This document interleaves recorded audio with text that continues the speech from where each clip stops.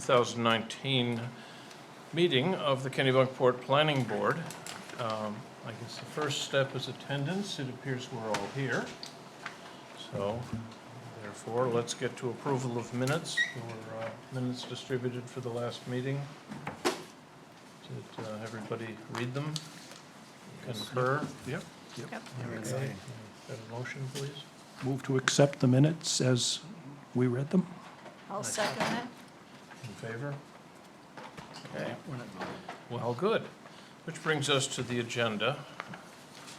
So the first item is 190401 Henry Family Trust, Ambit Engineering Authorized Agent, continued initial review. This is for approval to install a new 4x150 elevated walkway, which, the description has changed, but anyway, the main thing we're approving would be the dock, and this is, again, continuation to the initial review. So,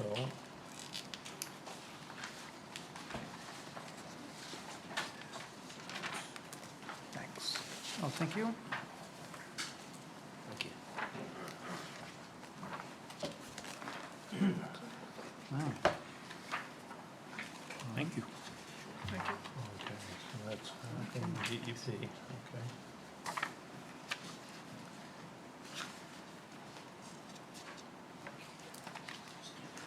Great, thank you. Okay. I am Steve Reicher from Ambit Engineering, here Could you tonight. turn that mic on? I forgot to turn it on. It's up on top. How's that? Okay. Yeah.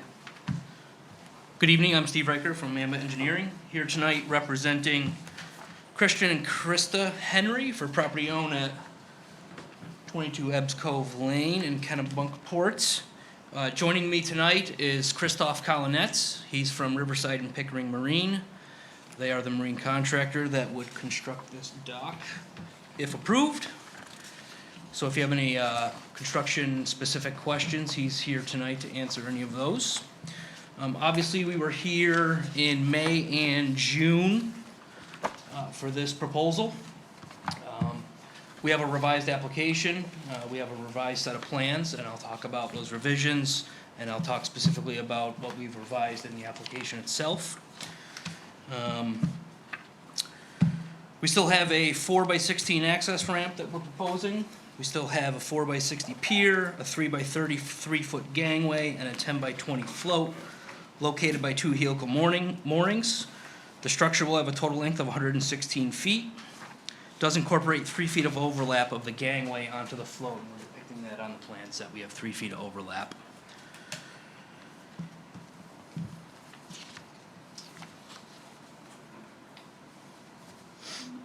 The access ramp spans the freshwater wetland on the site. I do have a plan that depicts that. I'm having a hard time with this staying here, sorry.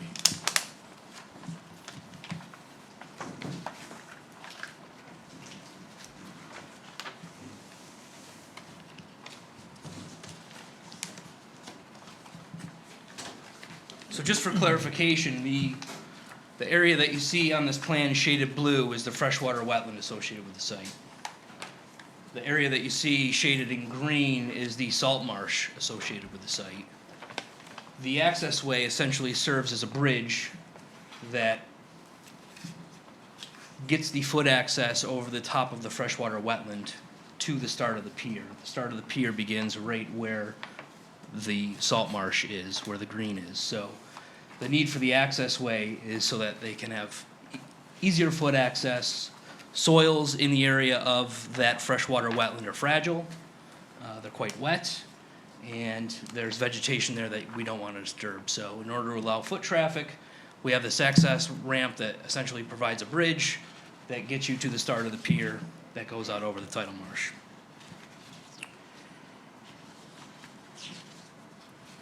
This application includes a written waiver request to section 5.11.B.15 for a structure longer than 100 feet. Essentially, the need for something longer than 100 feet is that access way. The proposed structure length is needed to provide adequate water depth for the use of the dock for duration of the tide cycle, and a level substrate for the float to land on at low tide, which I'll talk about later as well. As I said, due to the presence of a freshwater wetland directly adjacent to the tidal wetland that occurs on the site, there is a need for the proposed access ramp, 4x16, putting the structure 16 feet over the length allowed under the ordinance. The access ramp serves two purposes in the design of the proposed structure. First, it's needed to provide foot access to the pier elevation as required by Maine DEP. Second, it spans the freshwater wetland, greatly reducing impacts to fragile, poorly drained soils and vegetation in the freshwater wetland area. In terms of adequate water depth and use of the dock for a duration of the tide cycle, mean high water is at elevation 9.6 on this plan. Mean high water is this dark line. Essentially, it's the seaward limit of salt marsh as well.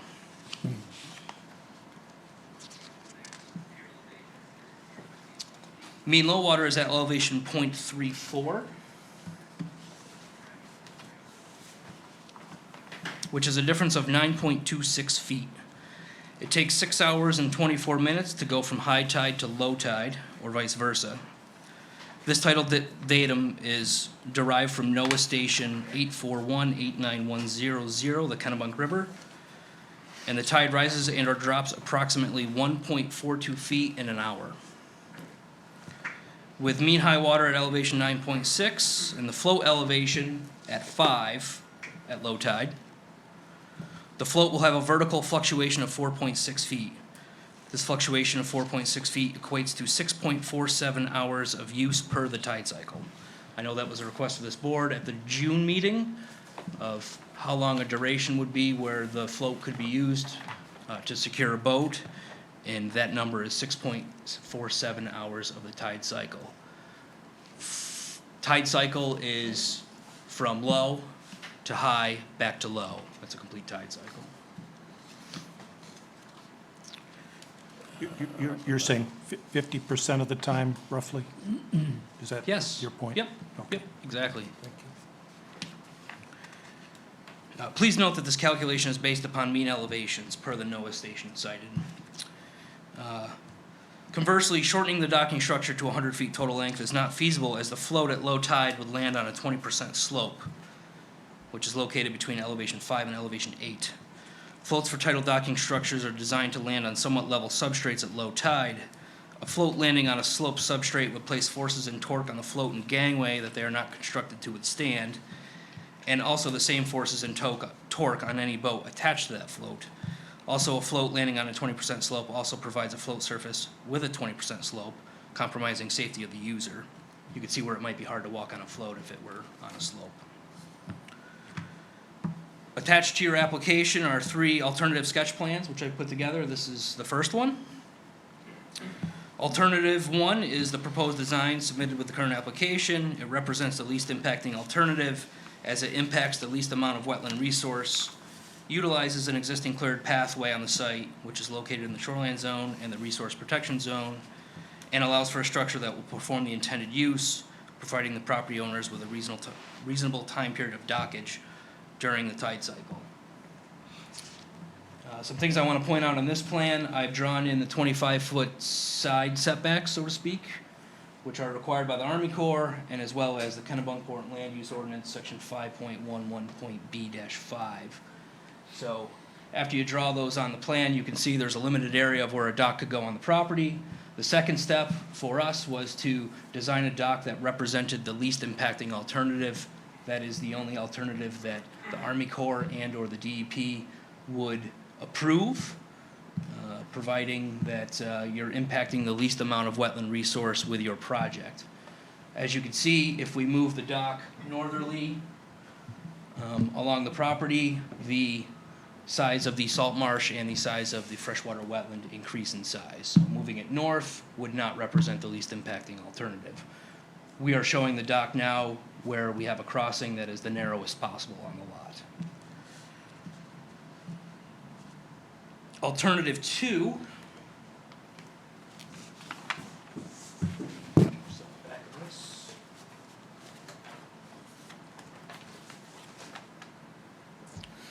represents a design that provides the same depth and time period of dockage as described in alternative 1, but it's located on the northern portion of the property. Alternative 2 does not represent the least impacting alternative, as it places more structure over wetland resources and would also require the clearing of a new pathway through the shoreland zone and the resource protection zone. I drew that in a straight line, but essentially we have an existing cleared pathway now that would be utilized to get to the proposed dock. And if we were to relocate it north, not only would it not be the least impacting alternative, but we'd have to clear a new path through the uplands to get there. Alternative 3, Can I ask a question on alternative 2? Yep. How long is the proposed dock, pier, gangway for alternative 2? Did you take that into account at all? yep. We would have a 4x16 access way, a 4x60 pier, a 3x30 gangway, and a 10x20 float. So it's the same. Actually, let me measure that, I'm sorry. That's less. By that calculation. It would be longer. Let me grab my scale. I said 30 on that, for the gangway, 33 over here. But the overall length is longer. It's 3 feet less. It's 3 feet less. I do need to measure on my original plan, just because I blew this up, and it's not to scale. Measure from flag A5 to there. I can give you a total length.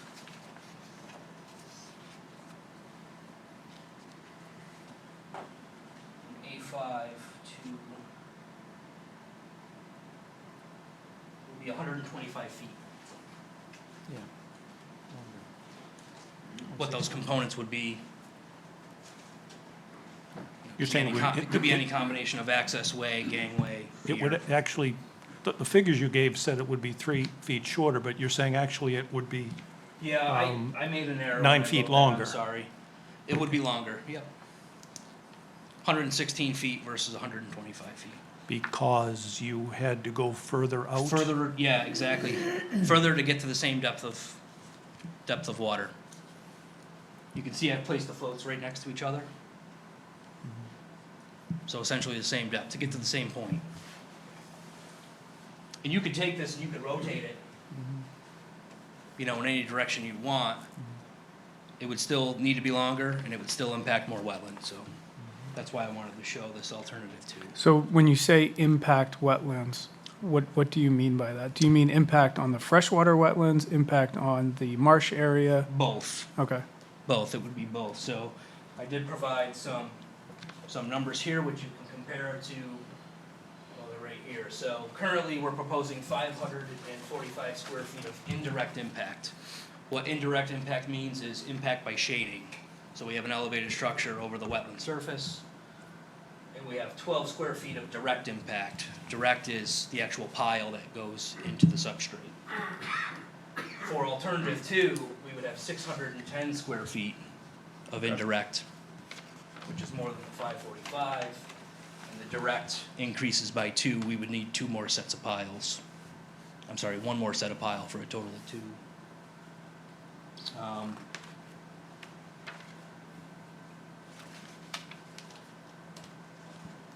Sorry, where I left off there. Any more questions on 2? And then alternative 3.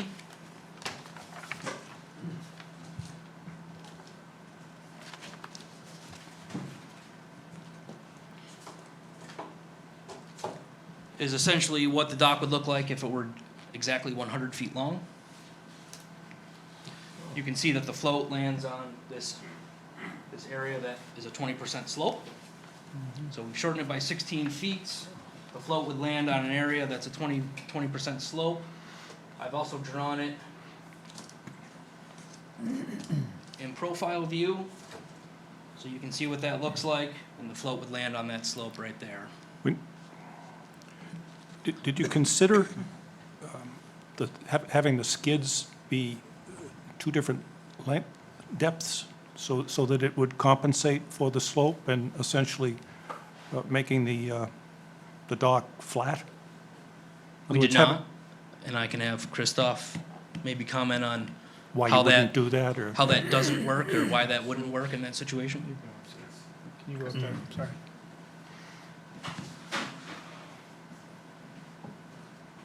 Good evening. So the float is going up and down, okay? And the skids are very small impact onto the substrate, onto the mud.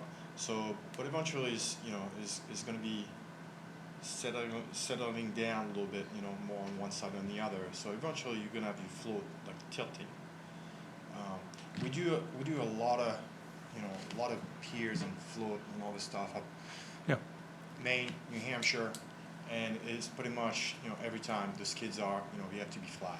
Otherwise, you're asking for trouble. You're saying if the skids are flat, then it, If you have the same length, yeah, no, I understand. If the skids are the same depth, correct. then it settles Well, it flat. just stays flat, at all times. But if they're different lengths, one of them goes to a different Eventually, it's depth, like, or is it because the slope changes? Well, you're dealing over with the time. slope, so. Right, no, I understand.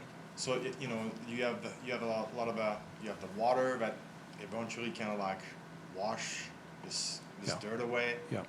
So right now it's a 20% slope, but it may change in the next year or so. 18% tomorrow, and yeah. We do okay. not control the erosion, so that's the key thing. All right. So it's the erosion created by the water. That So just every time the water over comes up. time, it Correct. doesn't Correct. work, yeah. So, Okay.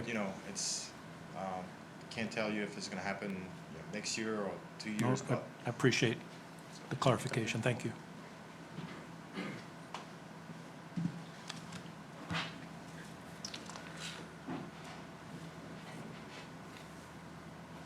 So in your packet, you should have a revised site plan review application. And I wanted to point out a couple things in that application package.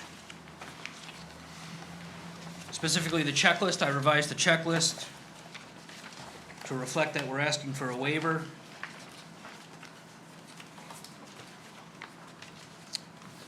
For a dock to be longer than 100 feet. It's depicted in the checklist, it's also depicted in writing in the narrative that I provided.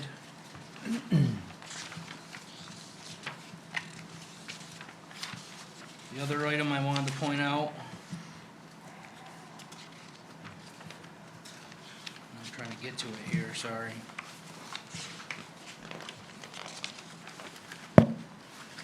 There was discussion at the June meeting about a view easement, so I provided a copy of the view easement in the package. And there is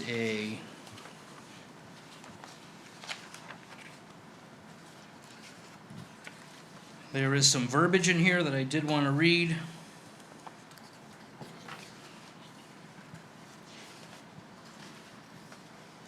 Sorry, this is a long sentence, I'm trying to get. Anyways, it says, "The right to enjoy the use of all of said land and is located easterly of said line above defined, including the right to build and construct wharves and boathouses thereon of not more than 1 story in height." So in the view easement, they could have a wharf or a boathouse no greater than 1 story in height. In addition, the very next page in your packet is the homeowner association approval of the docking structure.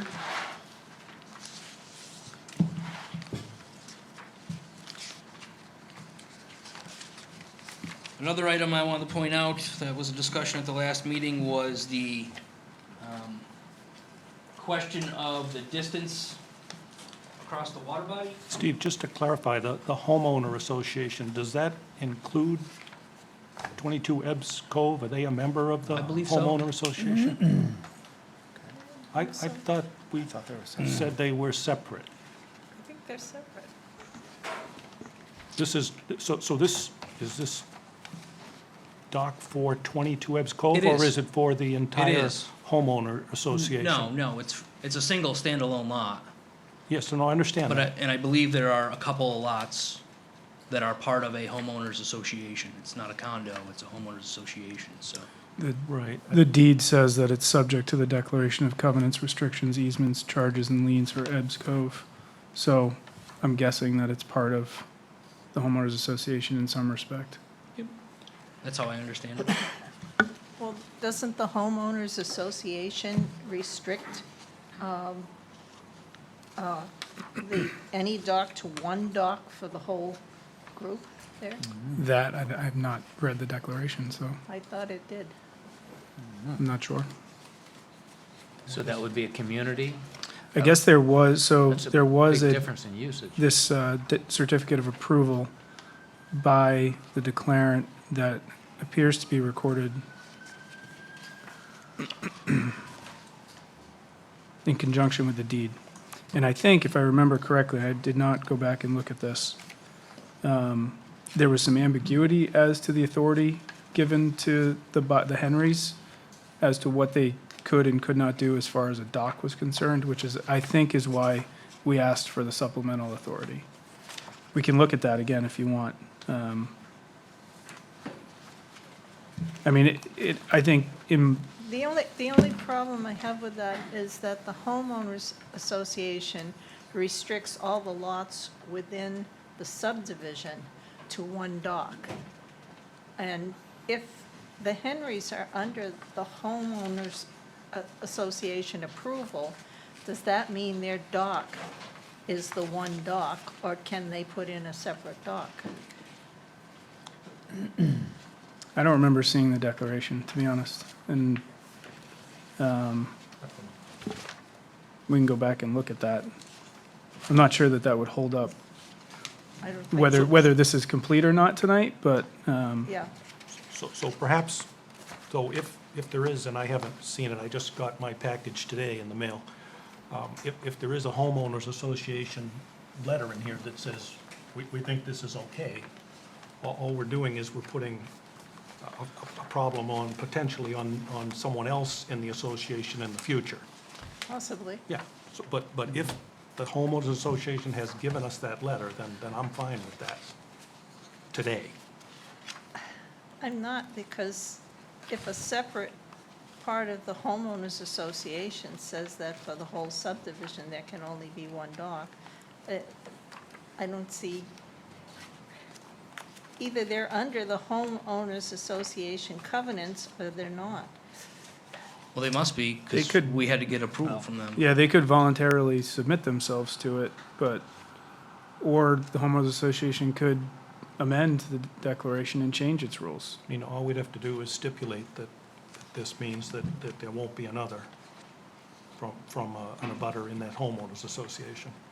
Yeah, I don't know if we can do that, to be honest. I don't think we can. I don't think we have the can authority change to do the that. subdivision. Yeah. Yeah, I mean, homeowners. you're, Oh, I you know, haven't seen that, this so. gets a little bit tricky because this is a lot that's not within the approved subdivision. Yeah, so Yeah. it's not a numbered lot on the subdivision, and so it's not subject to the restrictions that are placed within the subdivision regs. So However, that's where the stipulation comes from. Okay. It's not from the Right. homeowners association, it's from our Correct. subdivision Subdivision regs. That's regs. right. So they must Oh, have, they must have voluntarily included themselves in, probably for the road maintenance and things like that, I'm guessing, For the homeowners. for the whole subdivision. But it's not going to prevent the subdivision from applying at some later time. Or their own dock. Right, Yeah. and as long as of course, it would have to meet the distance requirements and all of that. Okay?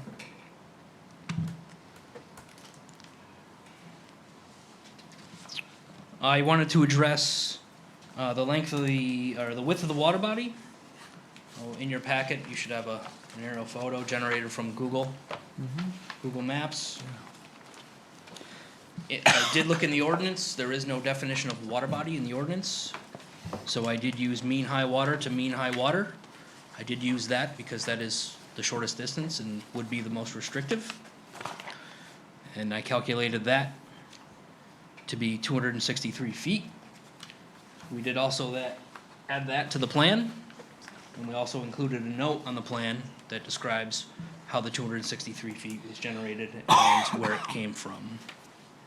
With the 260 feet per the ordinance, the property owner would be allowed, under the ordinance, without a waiver, a structure that would be 52.6 feet long, below mean high water, and the proposal that you see here tonight is 45 feet, so we meet that part of the ordinance, given that calculation. And I believe the last thing I wanted to point out was what I handed out before I started presenting. That's the main DEP approval that came to me today. And also, which I believe I provided before, also stapled to the back of that is the Army Corps approval, which was granted on March 22nd. Actually, I think that's the old one. There is a revised one, but I did attach it to what I handed out, so. With that, I'll take more questions. What would the revision, why would there be a revised one? Yep, the revision was the access way from our original proposal that we were here for in May. So you're saying that the Army has given you another authorization letter Yeah, they revised it based upon our revision. Yep, where the length is the same length as that's correct. this application? Okay. That's one of my questions. So can I just make sure I understand what's driving the additional length is the need to go across the freshwater wetlands? Were it not for there being a freshwater wetlands ahead of the river, you would be able to put in a 100-foot. Yes, I believe that to be the case. Yep, it would easily shorten it by the 16 feet. We just have to cross 16 feet of freshwater wetland, which I think is really in the best interest of the application, given that it's a wetland area. Right, Could you- these people continue to walk across it and create a trail through it and over time disturb those soils? Yes. You know, I did have a discussion with the inspector who approved the DEP application, and she recommended that we apply for that because that would, in her eyes, be the least impacting alternative. Rather than trudge across it. Correct. Or Yep. drag a kayak Yep. across it or whatever. Exactly. And being 16 feet, I mean, I think that's you know, a stretch. If it were 5 feet or smaller, you know, it's something that you could probably navigate pretty easily, but a length of 16 feet, I think, in poor soils. Yeah. What if it were 50 feet? If it were 50 feet, Yeah, if you had 50 feet of freshwater wetlands ahead of the river, what would you do? it's a good question. We would have to, you know, possibly try to find, you know, another method. I I'm don't not, know what that method would be, but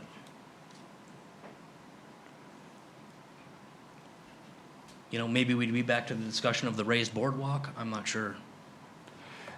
You know, see, it's not the 50 feet, reason- so that's not what we're proposing. but- well, I'm exaggerating it here. I'm using Sure. it to understand. I think where you're going is you're asking for us for a waiver. I'm not sure I would have called it a waiver, but for the board to use its discretion that's allowed under the ordinance to say, we can increase the length from 100 feet if there's no other way to reach the water from the property. And 16 feet, you know, you sort of say, oh, it's not so bad. It does make sense to not damage the wetlands, but I found myself going back to the thought that there was a pier or a long walkway, an elevated walkway proposed before, and just did the thought experiment to say, well, what if that walkway was over wetlands before? It was before. It No, was no, just no, longer. what if it was entirely? What if that long walkway, which we all went, whoa, that's very long, and it's out of character with anything else that's been built there? Sure. What if it was over wetlands? What would the board do with its discretion to increase the length from 100 feet? If you make the argument that says, well, otherwise you're going to be dragging and trudging through wetlands for a couple of 100 feet. Surely it would be better to build an elevated walkway. And you start basically balancing what is the board's discretion to be used for here. Sure. And that's why I was pushing on it. But really, Yep. you're asking for a 16-foot variance Essentially, yes. in order to protect this freshwater wetland, which is only 16 feet, which In only width, and requires that- 16 feet. At that location. That's And I correct. think the board, as the board, we need to look at that and say, is this the only way to gain access to the water from the property? Thank you. So, Neil, do you have any more questions? No, or- I don't.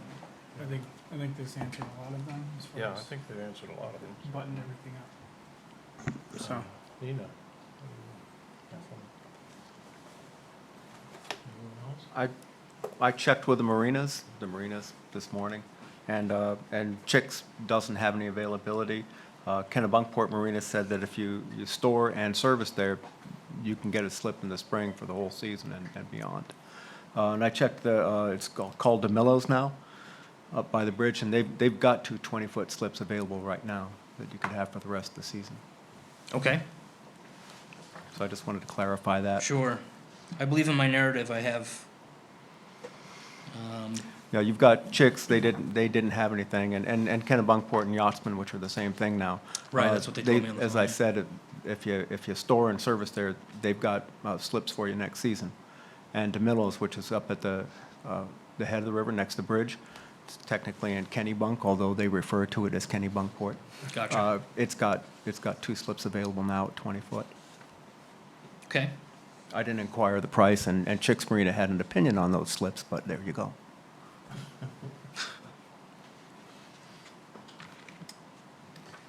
so we're just essentially declaring this either complete or not complete at this point, right? That's So, what we need to do at this okay. It's complete. Yeah. If, I don't know if anyone has any other questions, but Move to accept this application as complete. I'll second. All in favor? Okay, just one point of clarification here. This entire meeting today is initial review. I mean, there is no public meeting today. There will be a public hearing on this, and probably anything else we approve will be at the first meeting in August. So, anyway, so we'll see you the first meeting in August, at which point the public will be heard from. sure.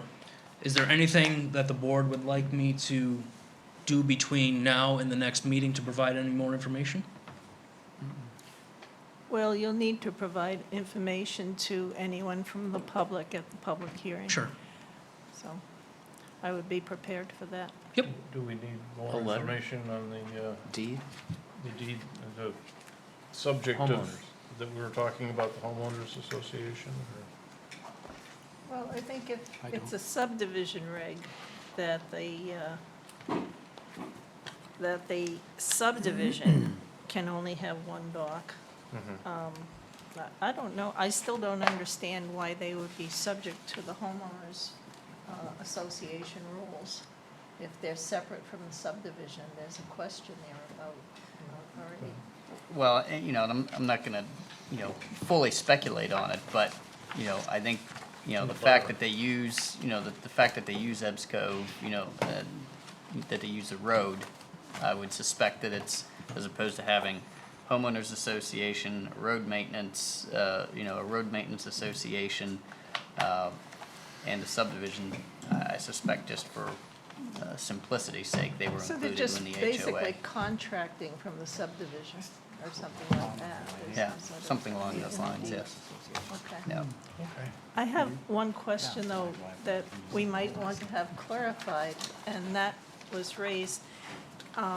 Do we have anything that says that when we're measuring across a body of water, we go from mean high water to mean high water, or do we go from low to low?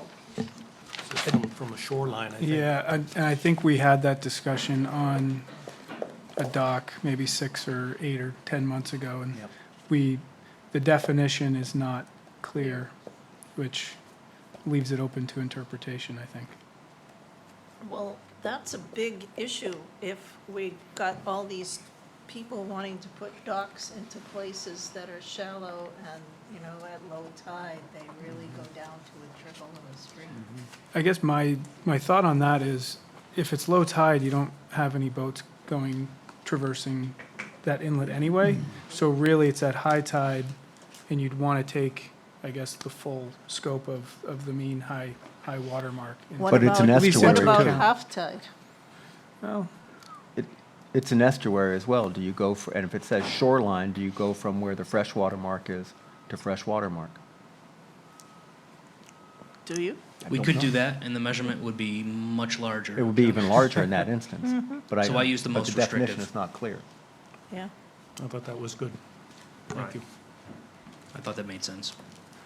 So just in terms of definition, the definition that you're dealing with for tidal water, it says all waters affected by tidal action and below the upland edge of the coastal wetland, as defined by the ordinance. What about combination, freshwater and saltwater? I mean, if it's not tidal, let's say I want to put a dock on the Kennebunk River where it's not tidal. It is tidal in tidal. parts. The entire It is length? tidal. It's tidal the entire length. Most of Yep, it is there's tidal. tidal influence. But the entire length? Pretty much. Almost the entire length. Okay.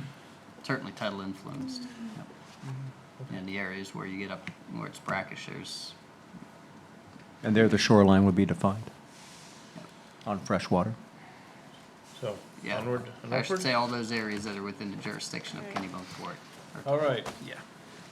Steve. Thank you. Thank you. Okay. Number 2, 190601 Wallace Wood subdivision, Sebago Techniques, for a minor subdivision amendment. I am.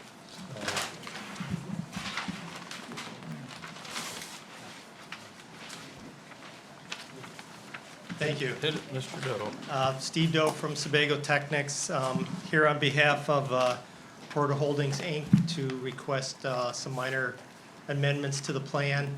There's 2 items I want to talk about. The first one is some snow dumps. This place was completed or was approved in 2015.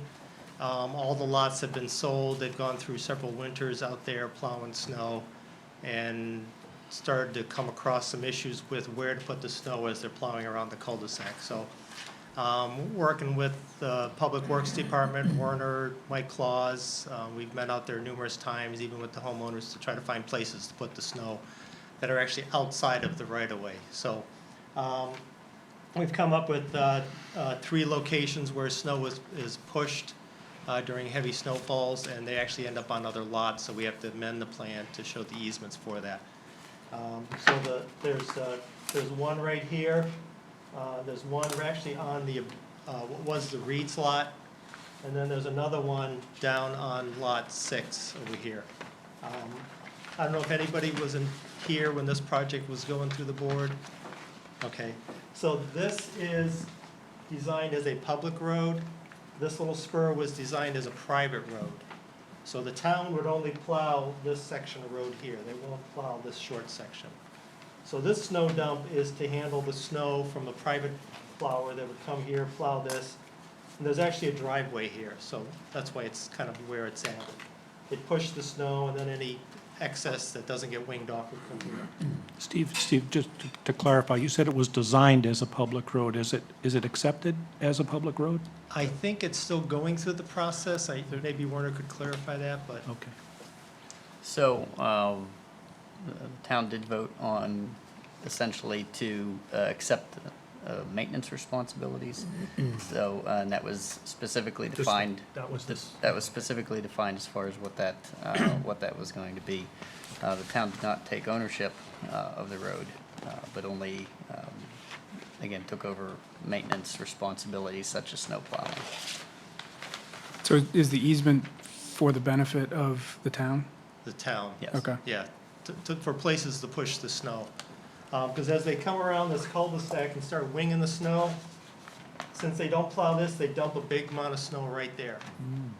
And depending on who's plowing that side road, if it's a big pile of snow, they can't really push through it. So this is well, let me continue. So the plow continues around, pushing snow to the outside. If they come over here, they got a large amount of snow on the plow. So they kind of have a big dump right here. They'll come back around, or maneuver around, they'll come here and they'll push the snow that's blocking this, they'll push it over here. And then they'll come back around, and what's kind of gathered over here, they can come in with a front end loader and push it up there. So that's why those are there. really deal with the snow and the, But these dumps will take care of, the snow dumps will take care of the plowing of both the private and the correct. town section, right? Correct, Okay. yeah. So that's item number one, was the snow dumps. These have all been agreed on by the owners, deeds have been exchanged, and so they're all on board. The second item deals with the Burnett parcel, which is right here. That was not part of the subdivision, that was an out sale by the Reeds before this project started. We had an error when we were surveying that on their lot. So this is to correct the errors and make their lot whole again, I guess I should say. So there's some deed exchanging. They're actually getting a little bit more land to give them an acre. They're like at .99 acres. So to clean it up, they would prefer to have an acre. It just looks better. So we're giving them a sliver of land out of the common space, which is this sliver right here. The calculations, we've gone through all the calculations, make sure we can give that land away without impacting net residential density and all that, and the numbers still work. So that gives them an acre, that makes them conforming. It's 40,000 square feet in Feet? that zone, so they're 43,560, so they're over an acre. They are conforming anyway. They're conforming anyway, yeah, Okay. but just if you're trying to sell the lot, 1 acre looks better than .99 acres, so. And they are looking to sell that property, so. Any wetland issue or anything? No, there's no wetlands in that area.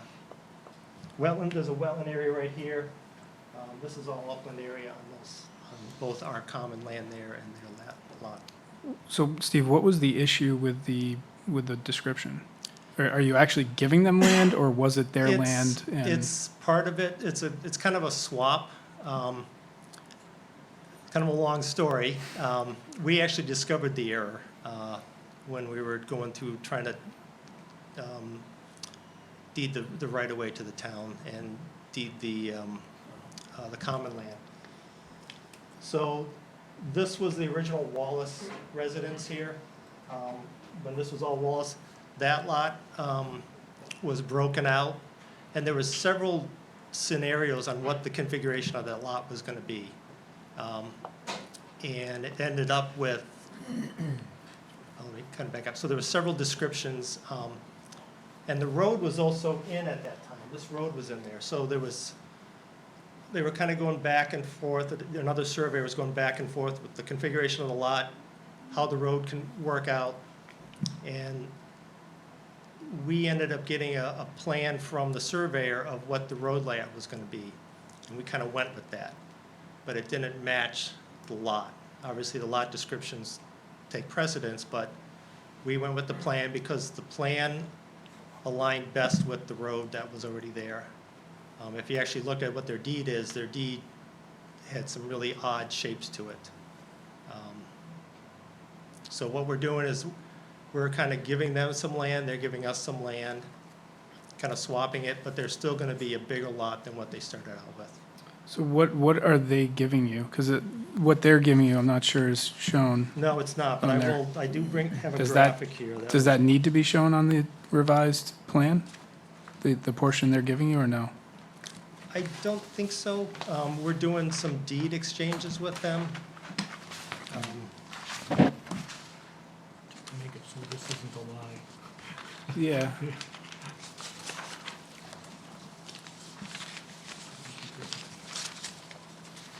Put this underneath so it doesn't slide off. Oops.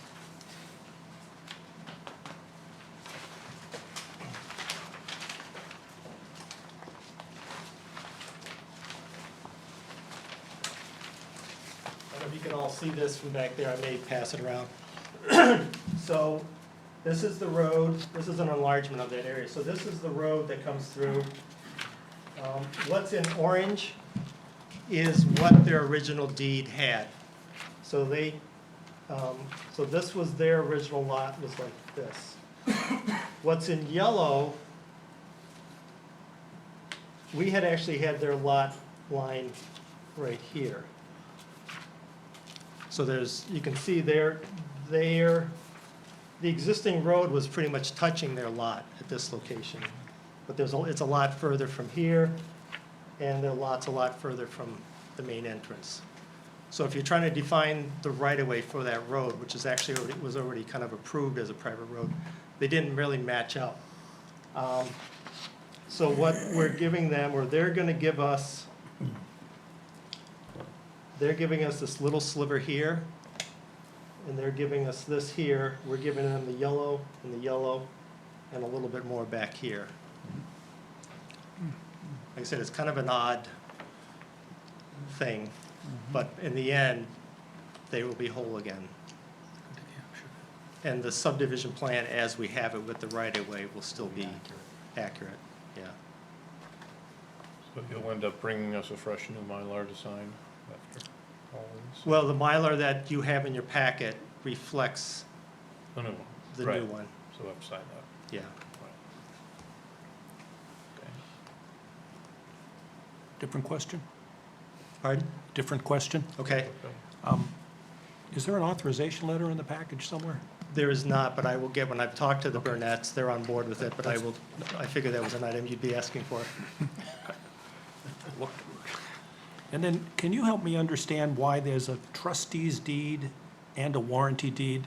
And without this being, requiring a law degree, all right? But just what am I looking at here? That, I can't answer that. Yeah. I'm not a deed person, I would,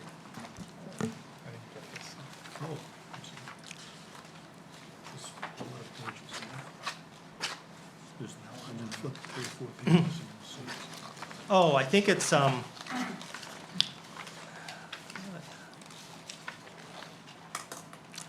I believe that, So it looks survey like, explained this to, somebody had a small portion of it.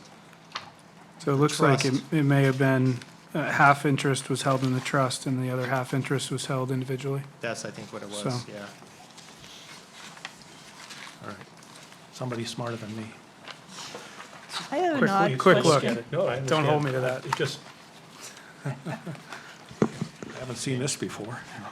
I believe that's what it was, that there was, a trust had a portion of this. But by the time we approve this, it'd be nice to have an answer to Okay. why there's two deeds. And I know it's always been like that since, And the board approved it before. Therefore, I will clarify. Thanks. I have a curious question for you. Okay. What is the, on there, what is the proposed right-of-way, public right-of-way? That was not there before the subdivision was made, if I remember correctly. What was it again? You have over to the right of where you're transferring property, there is a proposed public right-of-way area that comes off and leads into, looks like it leads into the village parcel. Just before the 26-inch red oak. There. If that helps. You had to get that in, huh? Yeah, of course. Trees are my thing. oh yeah, sure. Maybe you can show me, I'm not seeing what you're looking at over there. I think that's referring to the road right of way. I think that's what the arrow's pointing to. Right here, Oh, yeah. proposed public right-of-way area, Oh, no, that's just pointing to this dimension. Yeah, this dimension. Okay, so there's no right-of-way No. proposed there. Okay, pointing to the width of the right of way. I thought that was strange.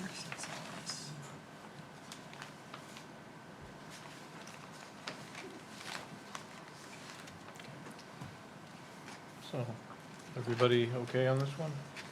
Okay, except that we need the other authorization letter. Correct. So I would find it complete, except that we need the authorization letter. I think that's right. Isn't there the issue about the clarification of the deeds as well? No, I don't think we need, I think the deeds are in there, I just wanted, and they've been, they're the same ones that have been there all along, I was just, Just for info, huh? Okay.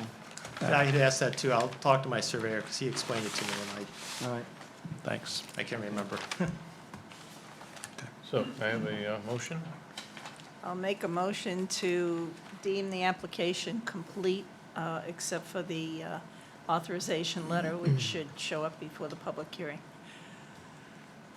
Okay. I'll second it. In favor?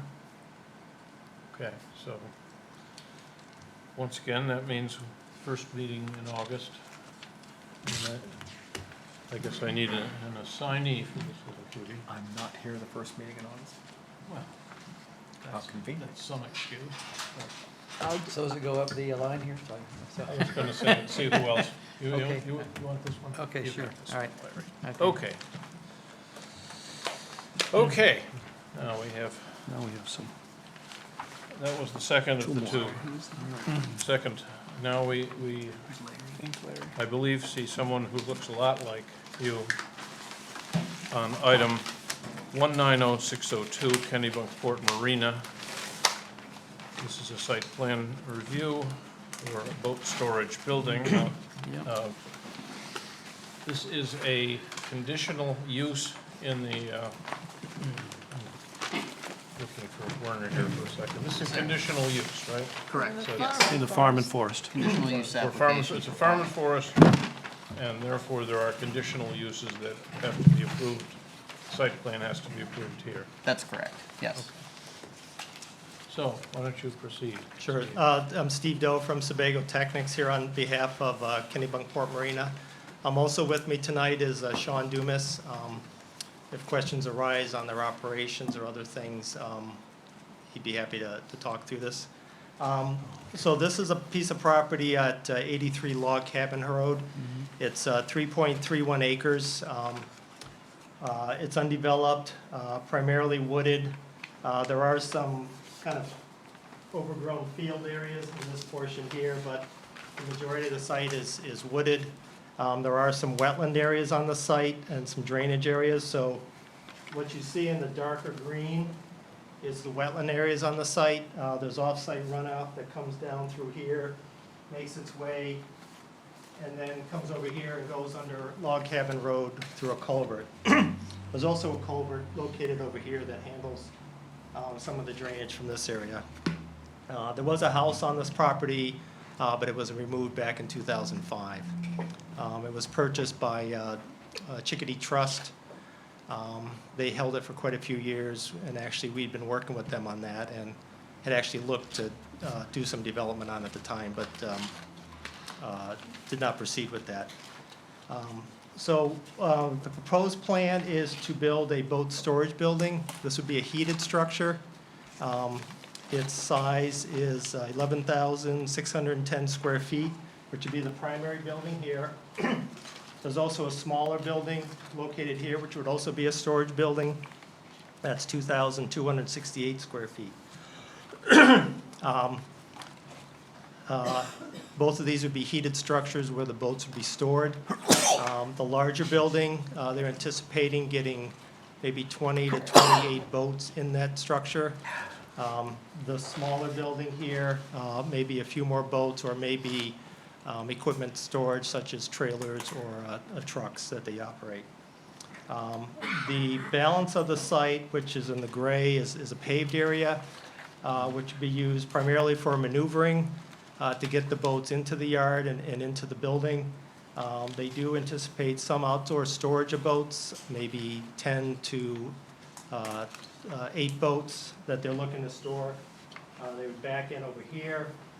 They may have some storage over here as well. We're looking at 2 curb cuts, one on Log Cabin Road and one on Fairfield Hill Road. The primary entrance would be the one on Log Cabin Road. And it's sited in that location for several reasons. One, to get the greatest distance from Fairfield Hill Road. And also there's several driveways along this area, so either site across from the driveway or provide enough separation from those. But one of the primary purposes of the location is to get access into the site and maneuver into the building. So as the trucks that are hauling the boats would come down here, they would turn in, they'd come into here, and then they'd be able to back into the door and get into the building. And then they could leave out and come this way and go back to the marina or to their other facility.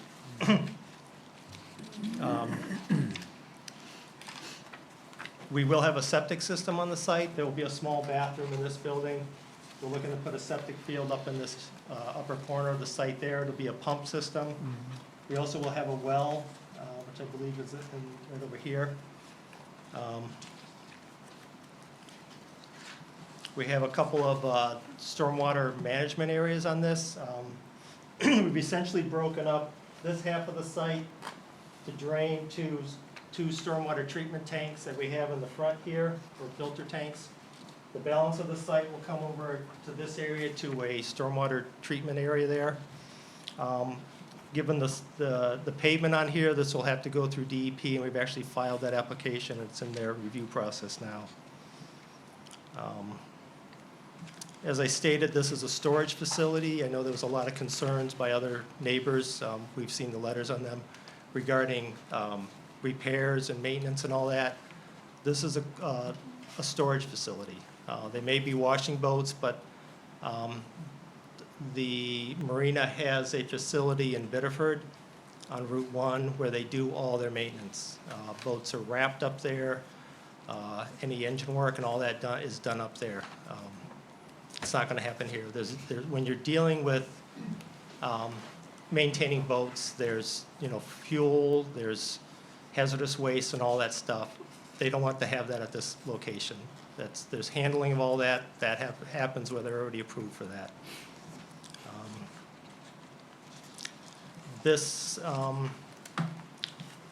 The primary purpose of this is for winter storage of boats. So the months that this facility may be active would be as vacationers leave, say in September, they want their boat out of the water. The marina will pull their boat, they'll bring it here, and they'll put it in storage. So, and then as residents that are still here in October want their boats out, those boats will be going into here. So it's not like all the boats come out at one time and come into this facility. It's periodically boats will come in. Steve, sorry, I had a quick question on the Biddeford property. When they would pull boats from the water, or before, I guess, putting them in the water, how do the two work together? I mean, if you're going to be doing maintenance in Biddeford and, using hazardous materials up there, is that before you put the boat away? Is that before the boat goes in? I mean, how does that work? I mean, you're obviously transporting the boats between both properties. If that's going to be the boat storage and the other place is the maintenance area. I think we're going to let Sean answer that, but I think a lot of that may happen as they're pulling it out of the water. So they go up to Biddeford first? It won't even If, go to Biddeford. assuming they need They're to coming do here. anything? If they're just being stored, they're coming here. If Okay. they need some maintenance done, they'll go to Biddeford. I don't know if that, Are they going to be washed at this facility? they may be washed in this, they may be washed when they get pulled out, and then they may be washed in the spring. You want to, In our storage facility in Bedford, we have another building that we built last year in Bedford. We do wash the boats inside, on the concrete floor. So we'll wash them, wax them, do all that kind of stuff. We'd like to be able to do that activity indoors on the slab in there. Can you Well, speak, when Yeah, you you want to gotta come talk, to the please mic. speak to the mic. Would you like to Go- go back? Yeah, Yeah. please, thank you.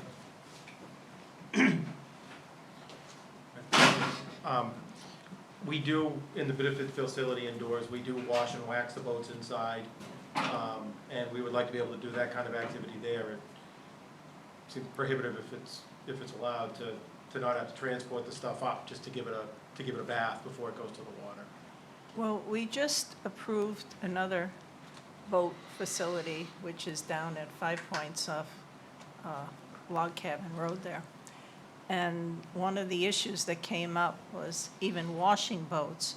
You've got marine anti-fouling paint in there, which is quite toxic. It always contains heavy metals.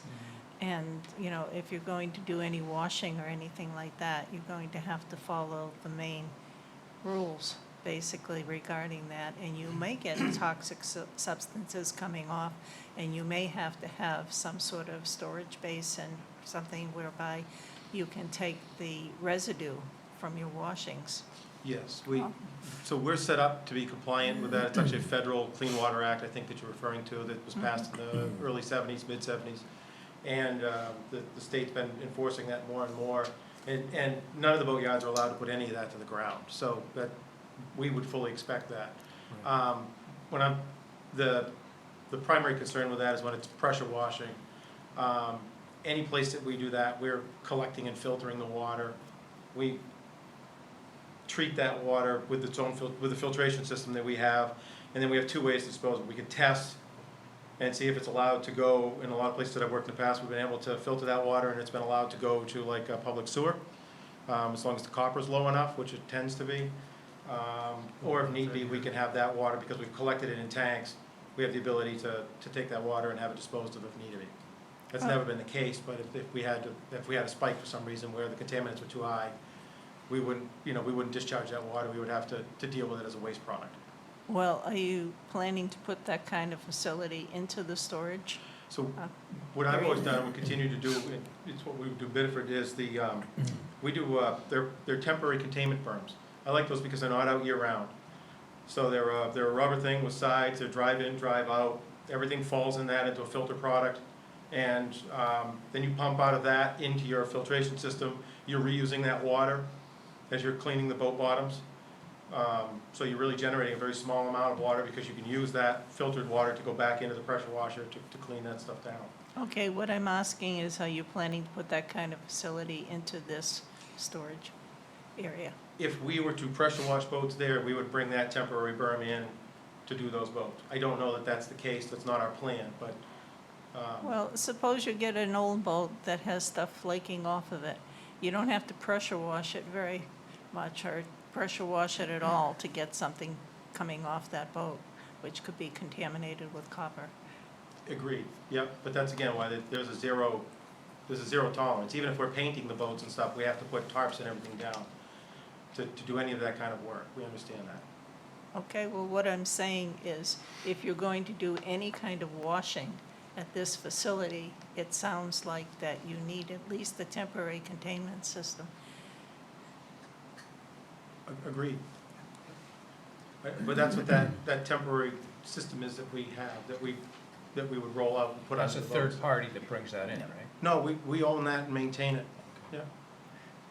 Sean, I think it would probably be helpful if you could provide a copy of the specs for that product to the board. Sure, Yep. yeah. Its origin comes out of like people that have to wash commercial truck fleet stuff.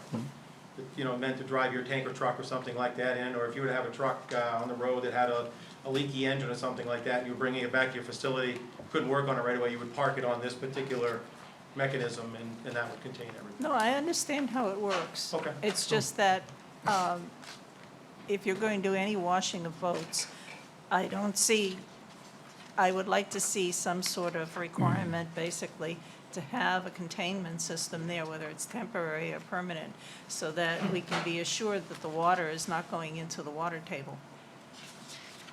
Okay. You're required to do that anyway. Correct. Yeah. Yeah. Just before you, just to clarify, Steve, in the application, it says that the washing of boats will occur outside on pavement. That's what I had discussed earlier. But it sounds like now we're saying it will occur, I'm not sure whether it's inside or outside, but it's going to occur inside a portable It's- wastewater collection system. It's not really a structure, it's like a big tarp that they bring in with sides on it. It must have a bottom on it too, though, right? It has a bottom, yeah, Yeah. and it comes up on the sides to fully surround the boat, so if there's any debris, water is coming off that, it's being collected in this. I have a star next to where it says, I'm going to wash them outside on the pavement. Yes, I did have that. And then, You're gonna fix that, Steve. So it I doesn't think say what that we just heard was great.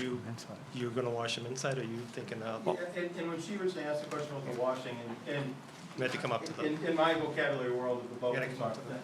Oh, forgive me, and I'm translating it into my vocabulary. When I think of washing, I'm thinking soap and brush on the deck up top, kind of like what's done at the marina during the summer. Uh-huh. And then when I think of like the pressure washing is where I get into what's gonna be generating product off the bottom of the boats. I see. So I kind of started off in the wrong direction with you, I think, in terms of how I understood the question, so. So I think that's important because, you know, terminology isn't always clear. Very much. But to that point, if you're washing the deck, you're saying you would do that outside and you would not use a containment facility. It's not something that's been generated as a question for me in this industry, so I don't know. No, I have to look at it. I understand what she's saying. But if you That's look a at, good point. so I look at the plot plan here and I see there's wetlands all around. Mhm. And I'm washing my car outside and the soap suds are going off my driveway and clearly not going down to my wetlands, but maybe if I do enough of it, it does. So we have that concern.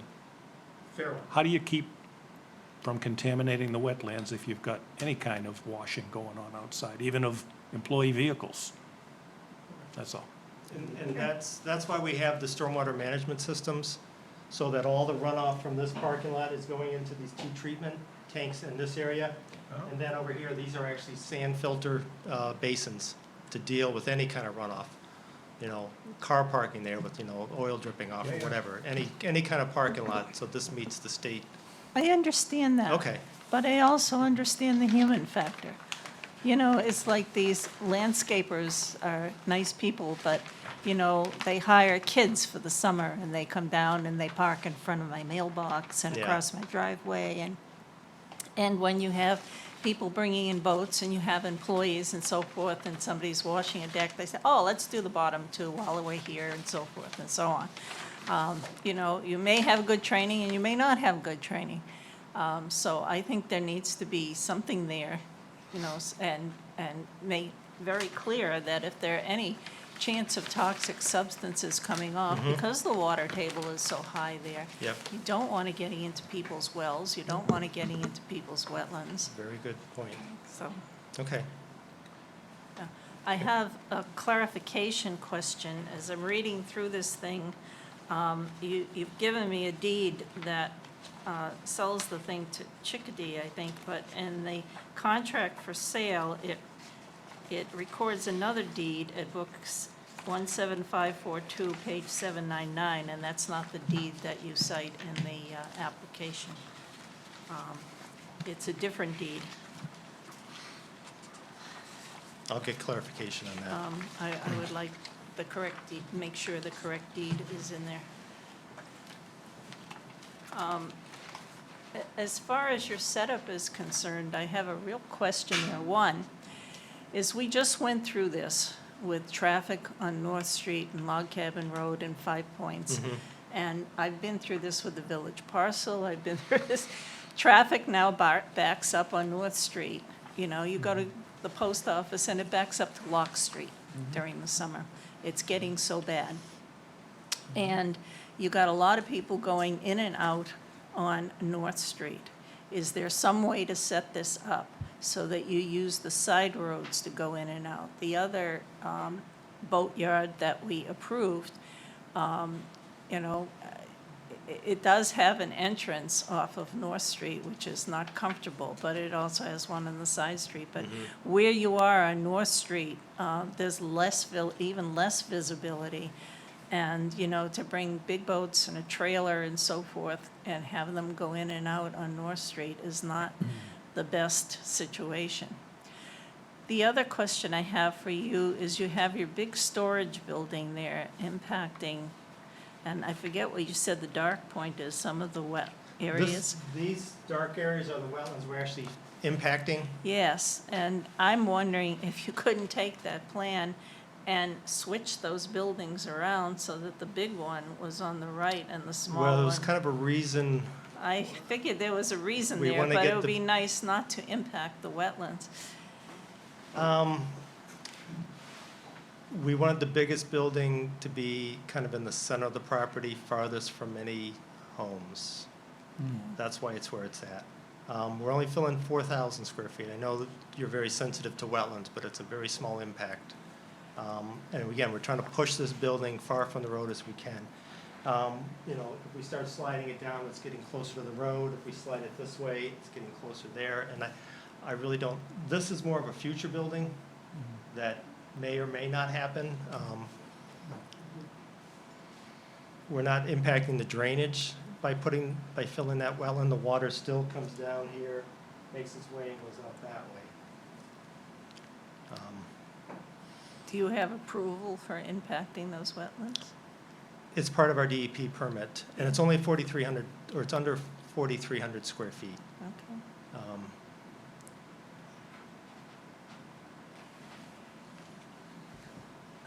I don't have a good feeling for how big that area is, but I don't know. It seems to me you could turn the building sideways. Yes, you'd be closer to the road, but maybe you could use one entrance for an entrance and exit off the side road, Fairfield. Well, again, the maneuvering, trying to get a boat in this direction is more difficult. They're heading down Log Cabin Road. They're also not here during the primary tourist season. You know, this is a facility when they're storing them in the fall.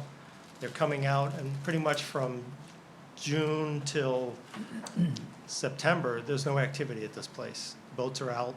It's just an empty facility.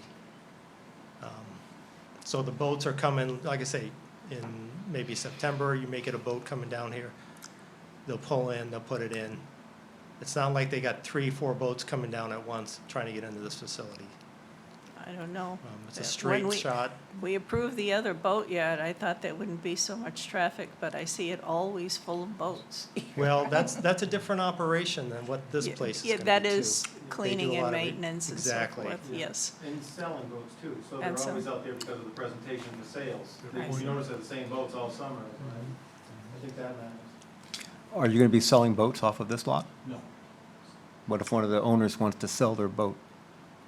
Well, we've got Route 1 frontage in Biddeford, Maine, where I can put 35 boats for sale with a traffic count that's right off the main turnpike exit on Route 1. So, Okay, so you'd move the boat? Yeah, we actually have a couple of boats up there for sale, and then we have a few small ones that belong to another facility in Portland that are representative, but we're not doing boat sales there at the marina. We have a couple small ones just to kind of attract flies, if you will. Okay, thanks. So I had a couple of questions. So regarding the wetlands, my prior understanding was that if some development occupies a wetland area, then the developer has to secure an equal amount of wetlands somewhere else in order to make sure the total wetlands area is unchanged. Okay, so I don't know if that's for bigger That's for tracts larger or- impacts. Okay, yeah. so I'm correct on that, it's just it doesn't apply here because it's so small. Right. Okay. Okay, good, thanks. And so then the other question I had was regarding the no hazardous materials. Okay, a couple of things is, so you're going to store fuel and batteries. Okay, so could you specify what kind of fuel this is? Is this diesel fuel? I mean, the implication is diesel.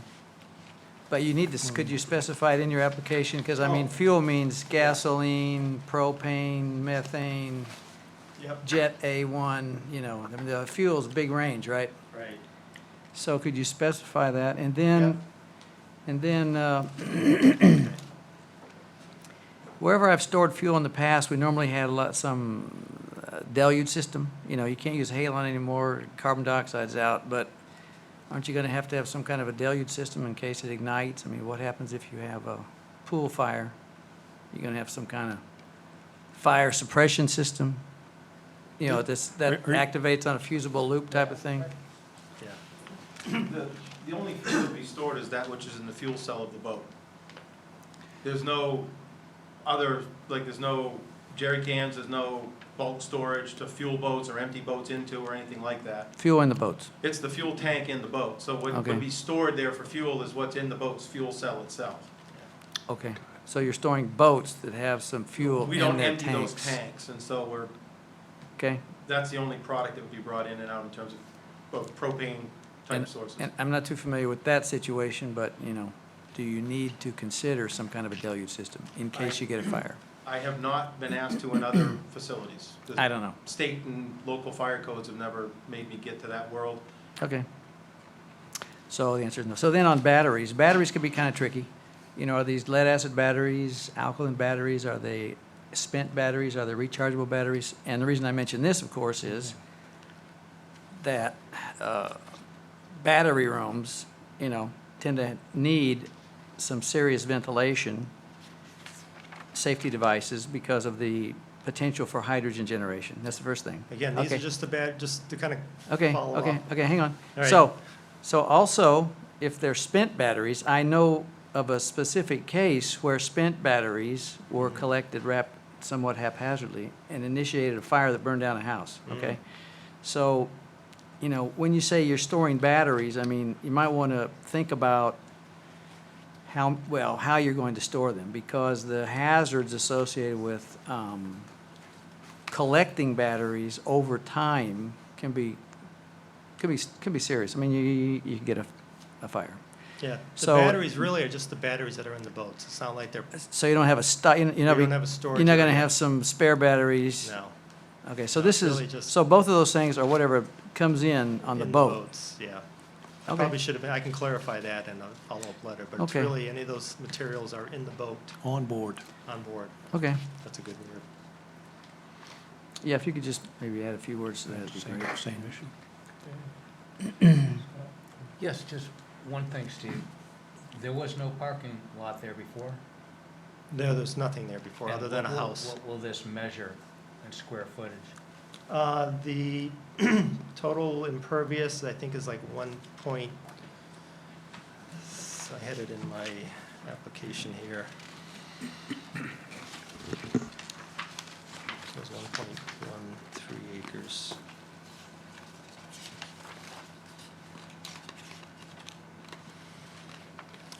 .38 acres of impervious, which would be buildings and pavement. Which is about, if you look at the total parcel, it's about 40% lot coverage. Don't you think that's an awful lot of impervious surface to be around wetlands?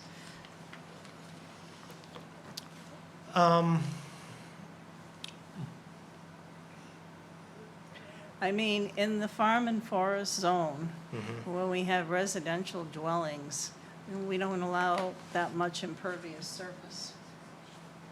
You know, I don't think they regulate in that Well, zone. the ordinance defines, you know, so within that zone, farm and forest, you're limited to 10% for structures. And so, Yeah. by definition, structures would be the buildings themselves. The parking lot, you know, and in the same way, in terms of residences, the driveways and parking areas don't count towards that 10% of lot coverage. that's right. So in this case here, it's the same thing, you know, the parking lot would not count towards that lot coverage calculation. No, but if somebody came to us and wanted a driveway or to pave in front of their house or something to the point where it was 40% of their lot, including the building structure, which was 10, and another 30%, instead of a lawn, they wanted pavement. You know, how would the planning board handle that? Would it be in front of us? You'd look at the open space, calculation. Which I think is at least 20%, right? Yeah. So Yeah. you have I'm guessing 60% open space here, is that right? Based Yes. on, if you're saying that's 40%, I Yeah. guess. We'll look at lot coverage, you know. Does it have to be paved? That's one thing we did talk earlier today about, you know, whether there's some opportunities to remove some of that down and through there, you know, add some more green space and some buffering in that. Because I wonder if you get a year with torrential rains, you know, what's going to happen with all that runoff off Well, of the that's why we have the stormwater management system. I understand that, but is takes it all going to that in. handle that much? It's all into the calculations. They look at, you know, 25 years, 50-year storms. They look at all that with the engineering. Yeah, but we're getting 100-year storms. We have to look at portions of that. So that's all in the engineering of these stormwater basins. And there's, the way the water comes into these basins, it comes in and then drains into another basin before it goes out. So there's this filtering and sand filters in that system. if you have a distinct path where you believe that trucks and boats will be coming in, you've got great straight lines, perhaps there are places where you can decrease the amount of the pavement by Right.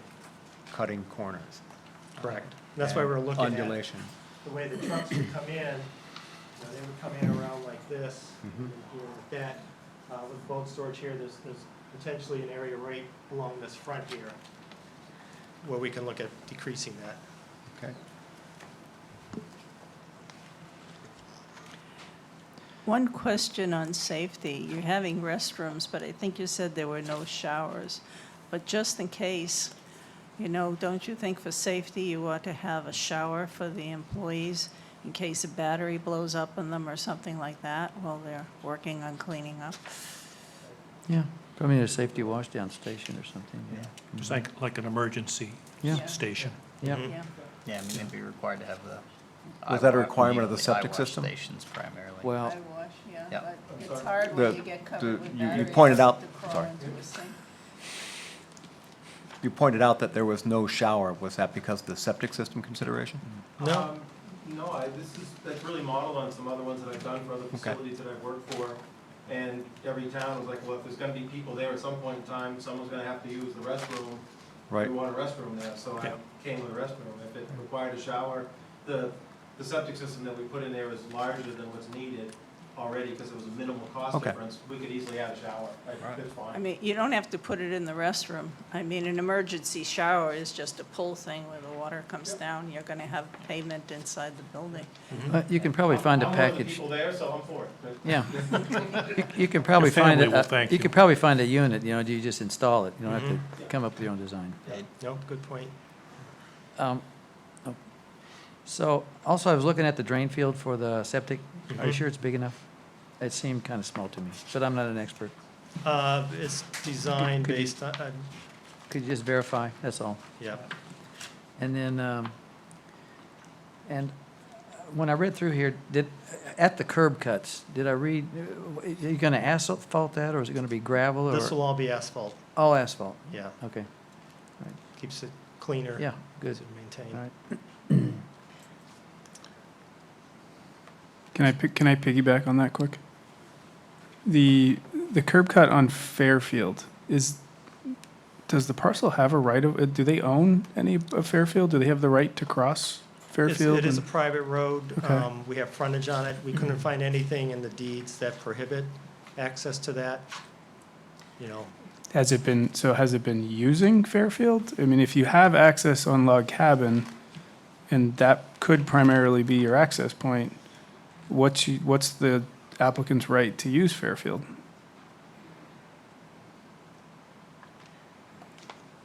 So Fairfield, just from a historical perspective, used to be a town road. So Fairfield used to loop through and then attach to Mount Kineo. So it's my understanding that was, in the extreme past, had been abandoned by the town, that right of way. And so, generally speaking, how we understand those types of circumstances is that, ownership, typically what happens is that ownership, to those right-of-ways gets split amongst abutting property owners. As far as rights of use, now, I'm not familiar with Fairfield in terms of if there's a road maintenance agreement or something of that nature that's recorded. Well, for I them, think, but- and just to, I guess, Town touch on plaza, that. believe. Regardless of whether it was abandoned or not, when was Yeah. this parcel created? Because was it one big parcel? Did someone own both parcels and then split this off after the abandonment? Which Okay. would then necessitate the need for some sort of right-of-way to use Fairfield. I just, looking at the deed, I'm not seeing anything, and if you're proposing to do this curb cut on Fairfield and use Fairfield, I'm just curious what rights you have Yeah. to do that. Yeah, we'll look into it a little bit. I did talk to our surveyor about it, and he read through the deeds and didn't see anything prohibiting it, and where we had frontage on it, but we'll see if we can find any other Who information. plows it today? I thought the town plowed it. Yeah. I thought, Right. Even though it's a private road? Don't ask. I have no clue. I can't speak to that. But it is listed, it is listed as a private road within the road book.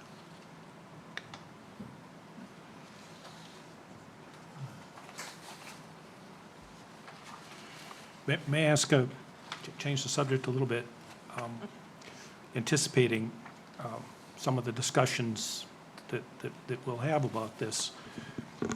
I wanted to just, I guess I'll start with your application, item 3, when it's describing the different features. Existing woodland vegetation is maintained, evergreen plantings are proposed to screen the facility. There's obviously, already, we've seen some letters from abutters that are concerned about this issue. Yep. And what this is going to come down to is, I mean, we're approving or not a conditional use in the farm and forest, and it will depend on meeting a series of conditions that have some subjectivity to them, right? But one of them has to do with visual buffers. Yep.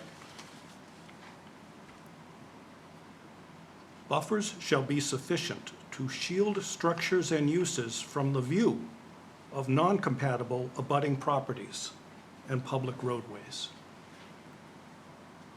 10(7)D. I couldn't tell from the drawings whether or not that's going to be met. Okay. And I'll guarantee you that's going to come up in the discussion. Oh, I know it will. Right? Yep. So, and Okay. you start thinking, how tall are these buildings? Where am I looking at it from?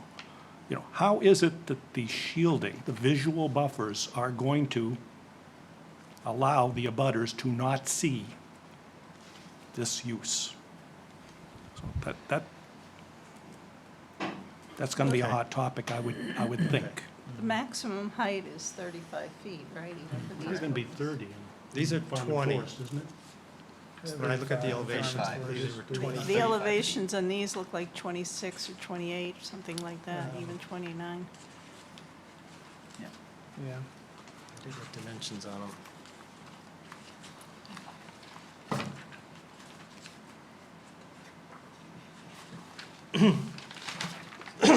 Anyhow, I know if anybody can solve this, Steve, you and your Yeah. troop can, but it seems like quite a challenge. Yeah.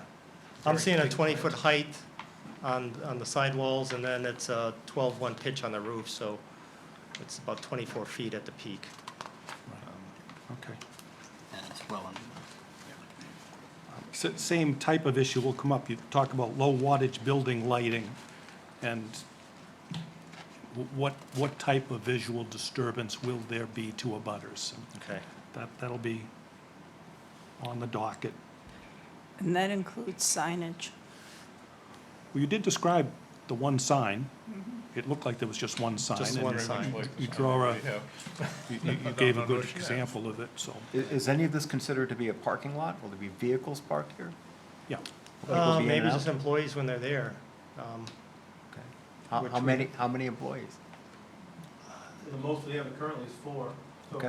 if we were all there with separate vehicles, you'd see 4 vehicles. Okay. And would a customer or client or a boat owner come by there? It's possible. It's infrequent, but it happens. Okay. So that's item 11 on your list. It says, they anticipate 4 employees would interact with this facility at different times from October through June. And I wondered what would happen from July through September? Is there, do you mean to say that there's a lot of activity in July and September? No, and- there's like, there's no activity there. Unless they have to bring a boat, there's no boats in there. Oh. The boats are See, in the no, I water. don't have a boat, right? Okay, I'm not a boat owner, and I thought, I only show up in August every year. You store my boat, I come in August, you take it out.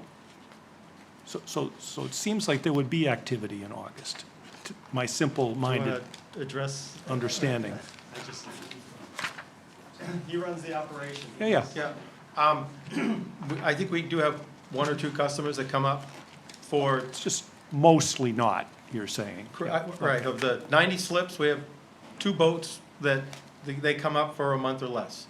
Yeah. That's it. So, other than that, the slip season starts as early as Mother Nature allows, not so great this spring, but, and then October 15th, things stop. I mean, that's when the slip contracts end. Some people are done before that, you know, 3 weeks, 4 weeks before that, and some like to hang on if the weather's good and try to go catch one more fish. So, So maybe it just dawned on me, the only boats that are stored here are people that have slip contracts with you. no, there's a few that are mooring customers that, you know, have a boat in front of their house, or Okay, some have a slip at Federal Jacks or something like that too. but predominantly that. Correct. Okay, Yeah. thank you. What's the maximum number of boats you would store there? It varies on size. I've been asked this a lot.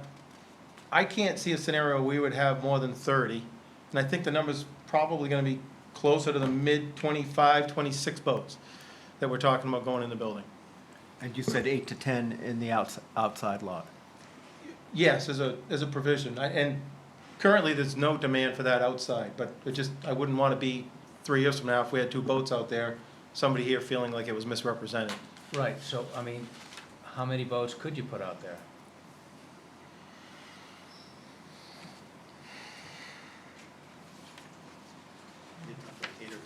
You stated earlier 8 to 10. Yeah, and that was based on a conversation that they had, to be truthful, based on what they thought that I might need as a future use. In terms of answering the question as to how many I could put out there, I'd have to sit down, to be honest, but I mean, I could see, that's a big space as it's drawn, you could see 15, 20?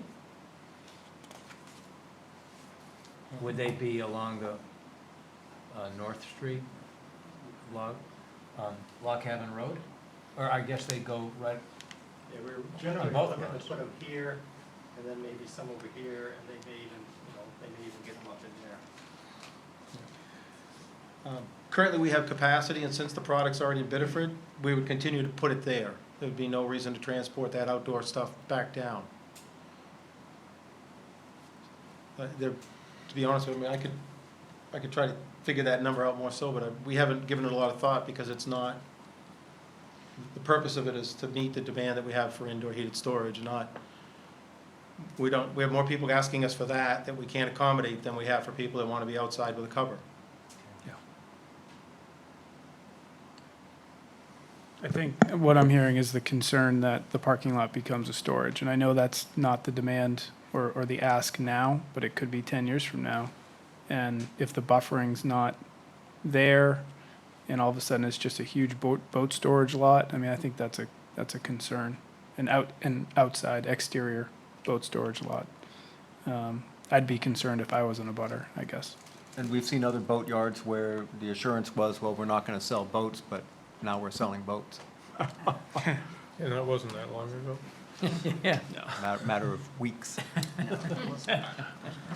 If you've got, it says in here, this is under, I think it's 6.97, boat yards, use, minimum required parking, 1 space per employee. And because of the size of it, I think you have to start marking off parking areas. And then maybe a question on access to and from the lot. If you're talking about bringing boats in this way and exiting that way, then you'll need to have some sort of signage and designation so that people aren't exiting where you're bringing in boats. Does that make sense? And those are spelled out in the ordinances as well.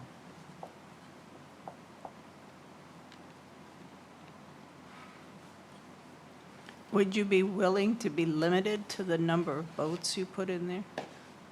At any one, Put indoors? well, in that, on the lot, at any one time, Outdoors. indoors or out? Outdoors.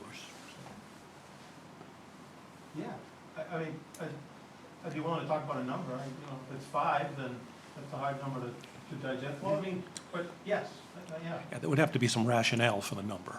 Yeah. Yeah, and I'm not an arbitrary perfectly willing to number, have but that yeah. conversation. Again, we're trying to solve this particular problem, and I understand you guys get told a lot of things over time to change, but, so yes, in the spirit of we're trying to solve this particular problem, absolutely willing to have that conversation.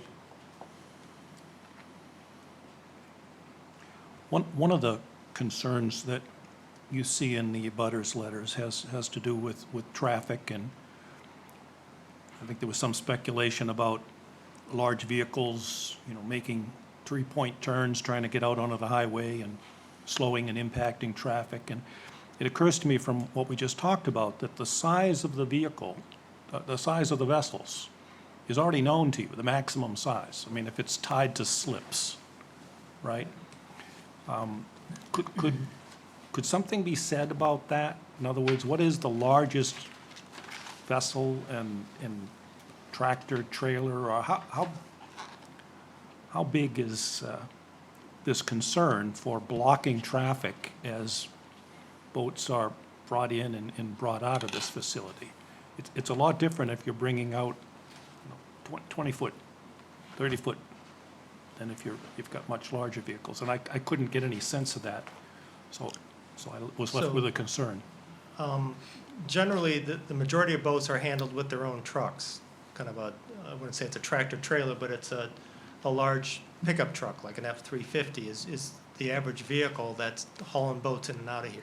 That's hauling a trailer with a boat on it. With the boat on it.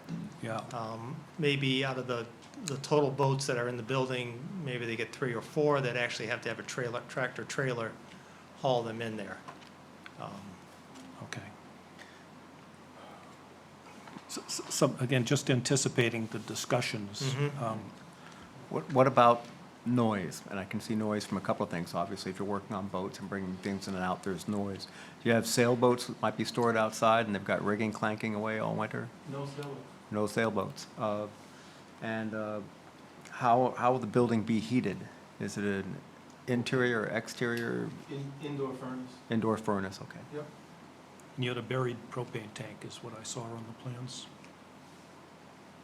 To fuel, for the Two fuel. furnaces, one in each corner, so if one goes out, the other's still there to keep freeze damage and things like that away. And they're suspended modine type heaters.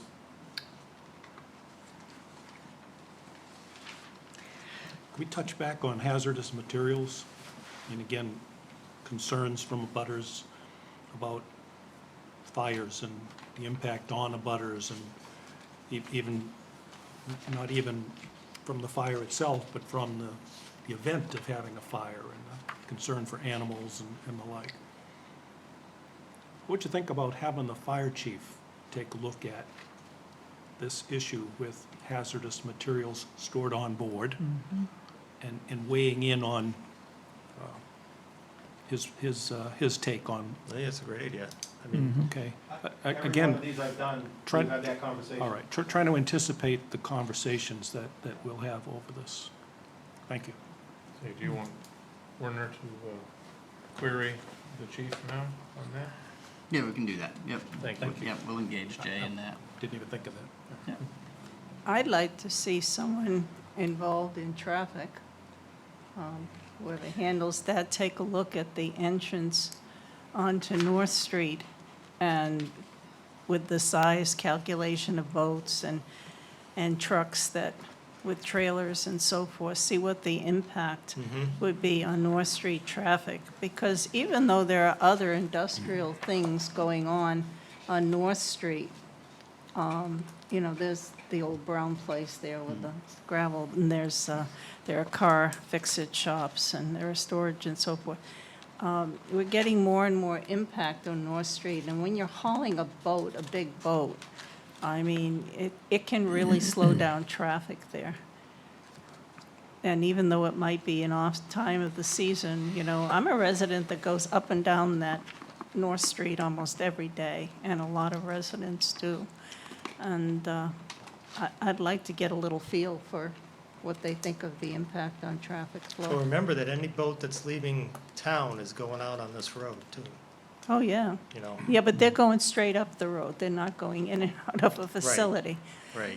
And that's what I'm a little concerned about. It's not like, you know, you're bringing a new car into an auto body shop or Yeah. something like Yeah, that. we can look at the turning radiuses of trucks with trailers. How far do they swing into the Yeah. ongoing traffic lane in order to turn Yep, from log cabin into the parking? Yeah. It's kind of a double-edged sword on this. The conversation that pushed that parking area into the front being so large that people are concerned about the square footage thing Same issue. came from us wanting to be able to quickly come up, turn the signal on the right turn, and easily pull in so that we weren't messing up the traffic on Log Cabin Road. Right, it's catch 22. As I said, I go, geez, you know, we can crowd this down, but we thought the concern was gonna be in the other place, and so It's where the balance needs to be, but there's adjustment in either place for us there. We thought by doing this, which is more expense for us, we were doing the right thing by creating an easy way to get in there, and then any shuffling that we have to do back and forth, we're doing it in our parking lot, we're not in any way dealing with the traffic flow on the road. And these It created other topics. these aren't drop-by events, these are scheduled events. You control the flow in and out of this facility Yeah. completely. And on the big boats, if you get two a tide, you're lucky. You Oh, know? really? Yeah. Yeah, and then the small stuff that we're hauling with our equipment, it's typically 3 a tide by the time you're at the marina and you do your washing process and you get them ready for transport. So, if you even had a good day where you had kind of a tide in the front and a tide in the back, if you got 5 boats out of the water that day and they all went to that facility, and then you're 5 into your total 30 number, if you're at the high side of what we think we can put in that building. So it's. Well, I understand, it's catch-22 in some ways, but I'd still like to see the traffic study. Yeah, I agree with Nina and George that I think it'd be worthwhile to take a look at just what the turning radius does to your entrance and exit. And the thought that occurred to me was, is it worth trying to build some sort of a shoulder where the trucks could maneuver off of the main road while they're turning into the parking lot? And I don't know if that's... We'll look at that. Sometimes traffic engineers don't like to do that, because then you get the person that's trying to pass you, and sometimes you create more of a problem than making them slow down, wait for you to make the turn, so. I think it'd be good to have if you could show us some drawings of the traffic patterns and what the turning radius does to your lot size and your entrance and exits. If you could just show us some Sure. typical situations, I think it'd be useful. It is interesting that somewhere in the application, Yeah, it's 45 initially said you wanted a 30-foot curb cut, and got reduced to 26 because that's what the ordinance requires. And we can't get a waiver on that. I'm just saying, did we do that and create a traffic problem by doing that? I don't know the answer to Yeah. that, but these are all facets Right, of so the then we same start looking at underlying wider issue. radiuses, Yeah.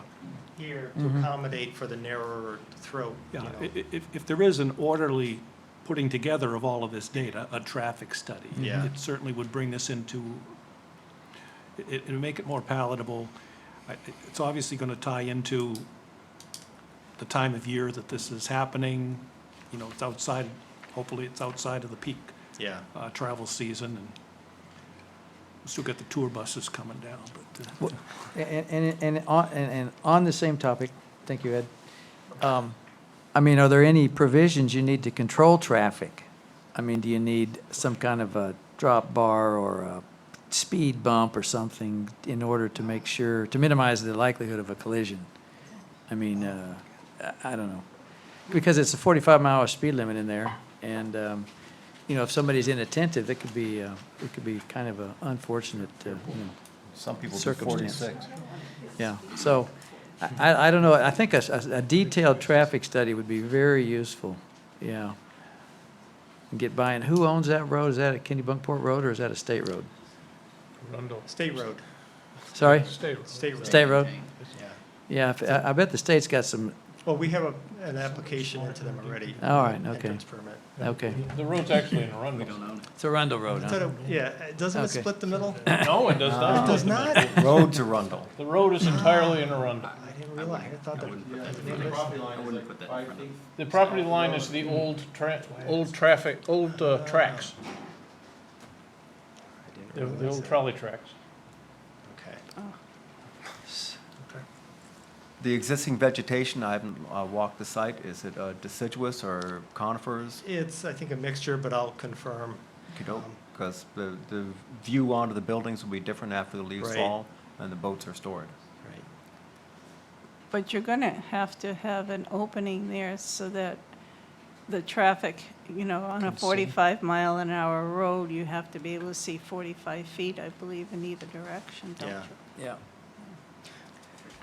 Yeah, and I think, if we start looking at, pulling this pavement back, and we start pulling these, putting some plantings and opening up, that view, for the exiting vehicle,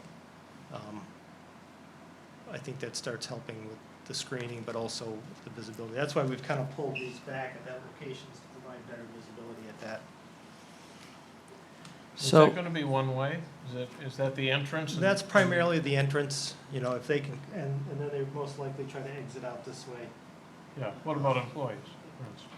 Are they gonna do the same thing, go in? Depends, I guess, which way they're one and out coming the other? from. You know, if they're probably coming, you know, from town, they may come this way. If they're coming from Biddeford, they may come the other way. They're going to do whatever they want. Exactly. And so the facility is entirely in Kennebunkport, but it connects to a road in Arundel, so you're gonna have to show this to the Arundel planning Well, board? it's got Arundel, you have Got a Arundel. list of Arundel abutters, you know. Yeah, we just have to provide notify the abutters Okay. in Arundel. Steve, on the bottom right corner, that you didn't put any trees in there. There's some large maples located in this corner. If you drive by, you'll see some fairly large trees in this corner, so we've retained those. Okay, then how about going up? Up in here, we didn't have any here, but we do have some new ones going up in through here.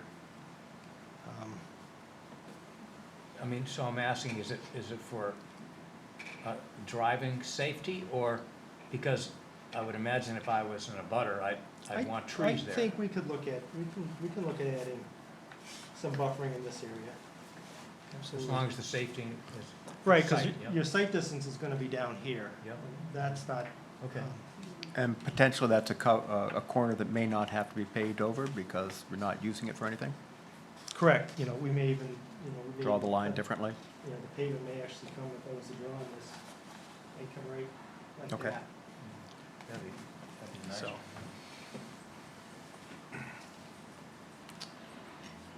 Steve, do you know what the status of the MDOT permit is? I don't, Oh, I will okay. check on that.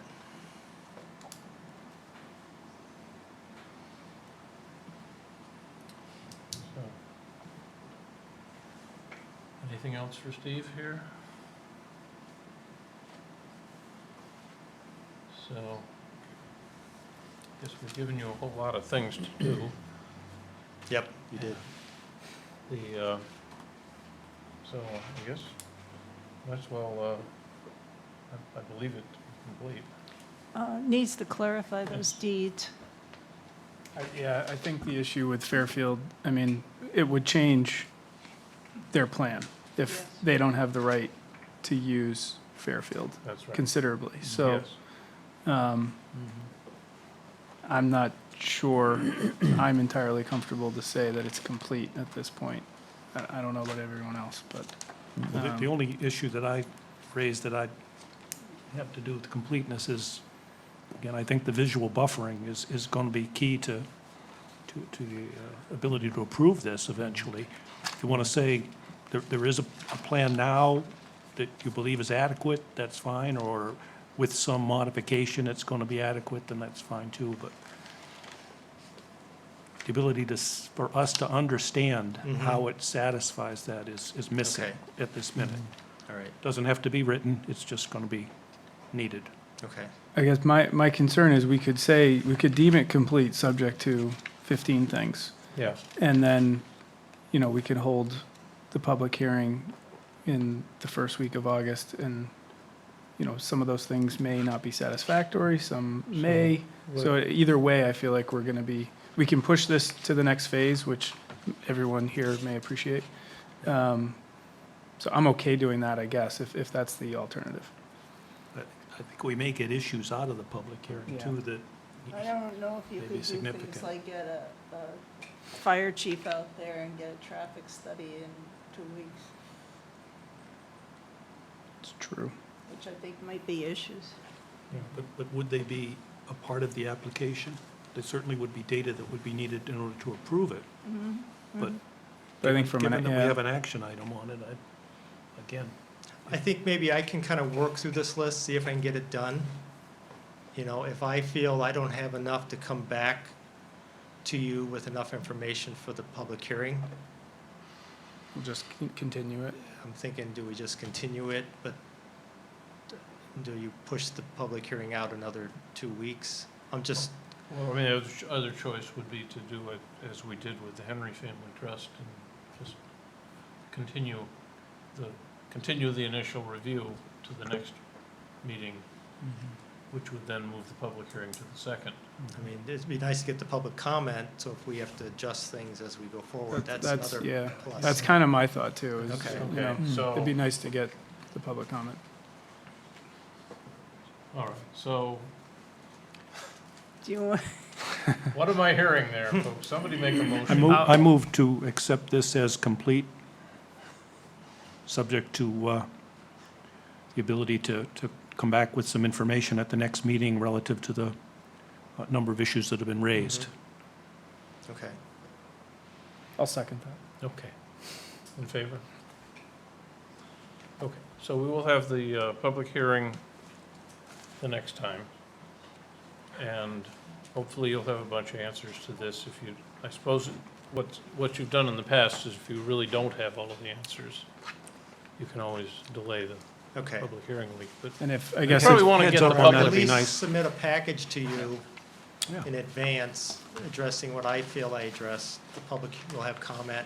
Yep, You would table it, and we would continue on with further discussion, or keep the meeting open, however you want to do it, but. Yeah, in terms of just kind of the practicality of it, just where we have to send notices out, you know, to the butters. right. You know, I just want to make sure that we've got sufficient time, you know, if for some reason this is going to get pushed out, you know, to the second meeting in August, it would be helpful for us to know that as soon as possible. Okay.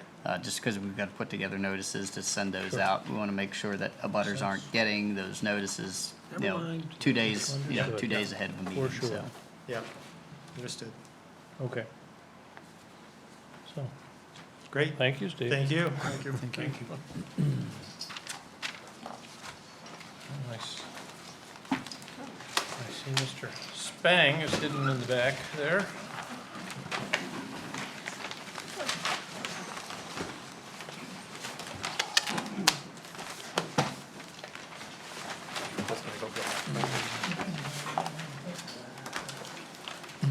No,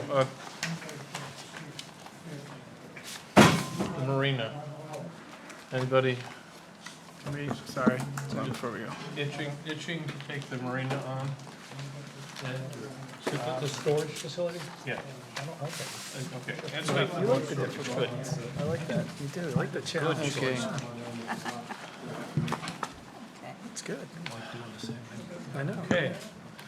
The next item is 190603, the Conservation Trust. Tim Spang is the authorized agent. Initial review for approval to remodel existing trail and create a labyrinth. So, Hi, I'm Tim Spang. I'm representing for the Land Trust for this labyrinth. And a lot of times, Ed, you ask why we're in front of you. The last time you asked me twice, so I figured I'd answer that first.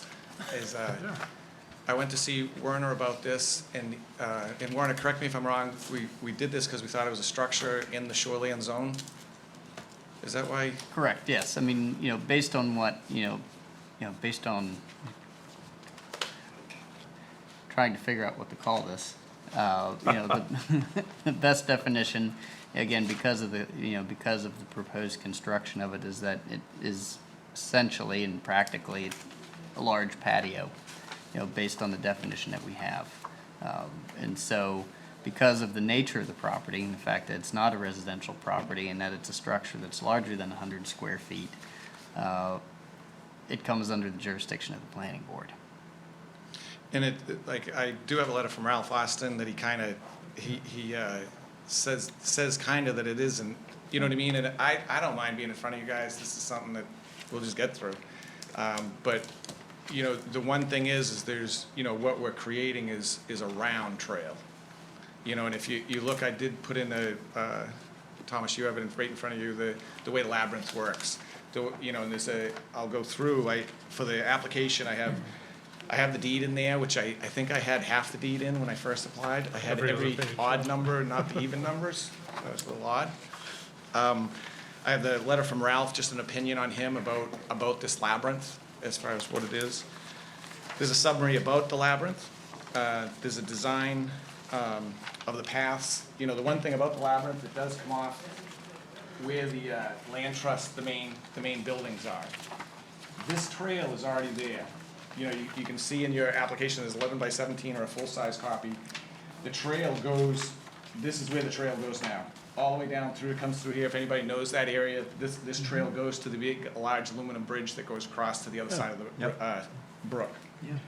The purple is there's about 600 feet to get to the purple area where there would be a new right-hand offspring of trail off of that. That's, I think I measured out, it's gonna be about 88 feet, depending on if, just the location of where it goes in.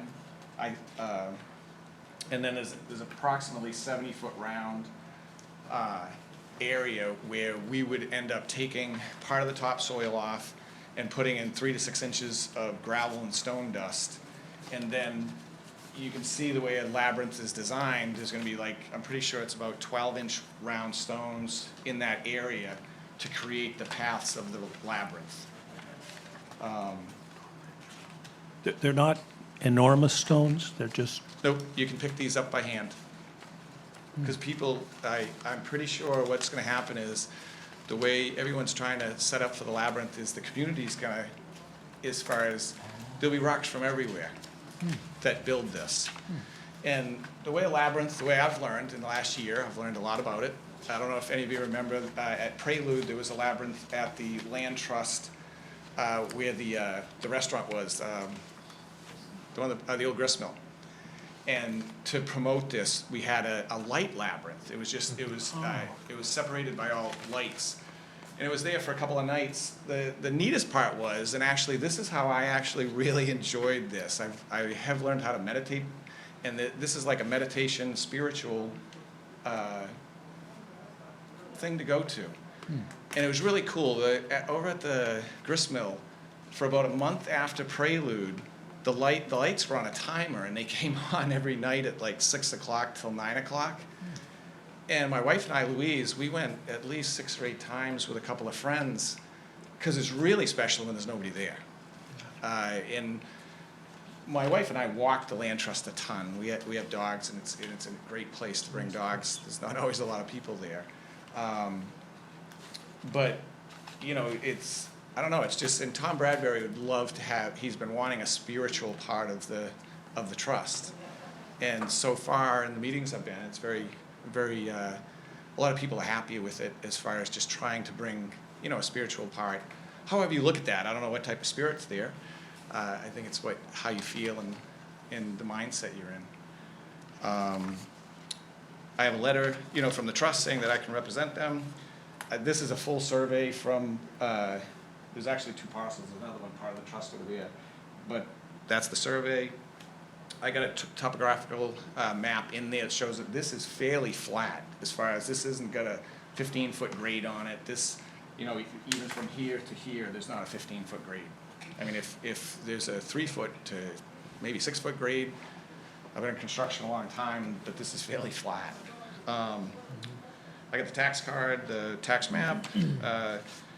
I put a map just so you understand the land trust. If somebody didn't in here, there is a map about the land trust in there, just the whole area of it and all the trails that are there.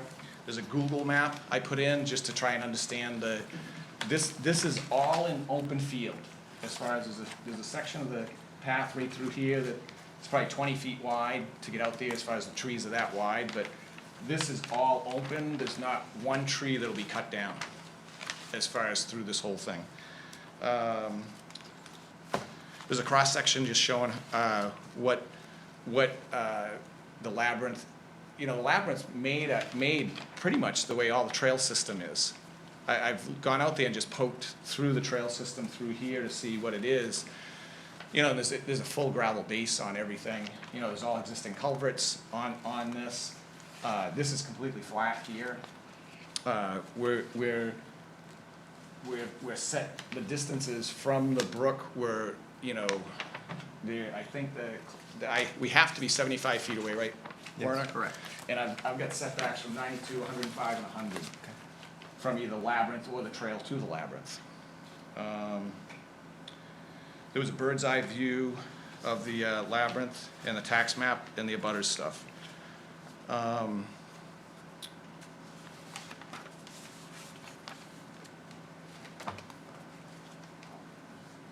don't know if so Go ahead. Thank you.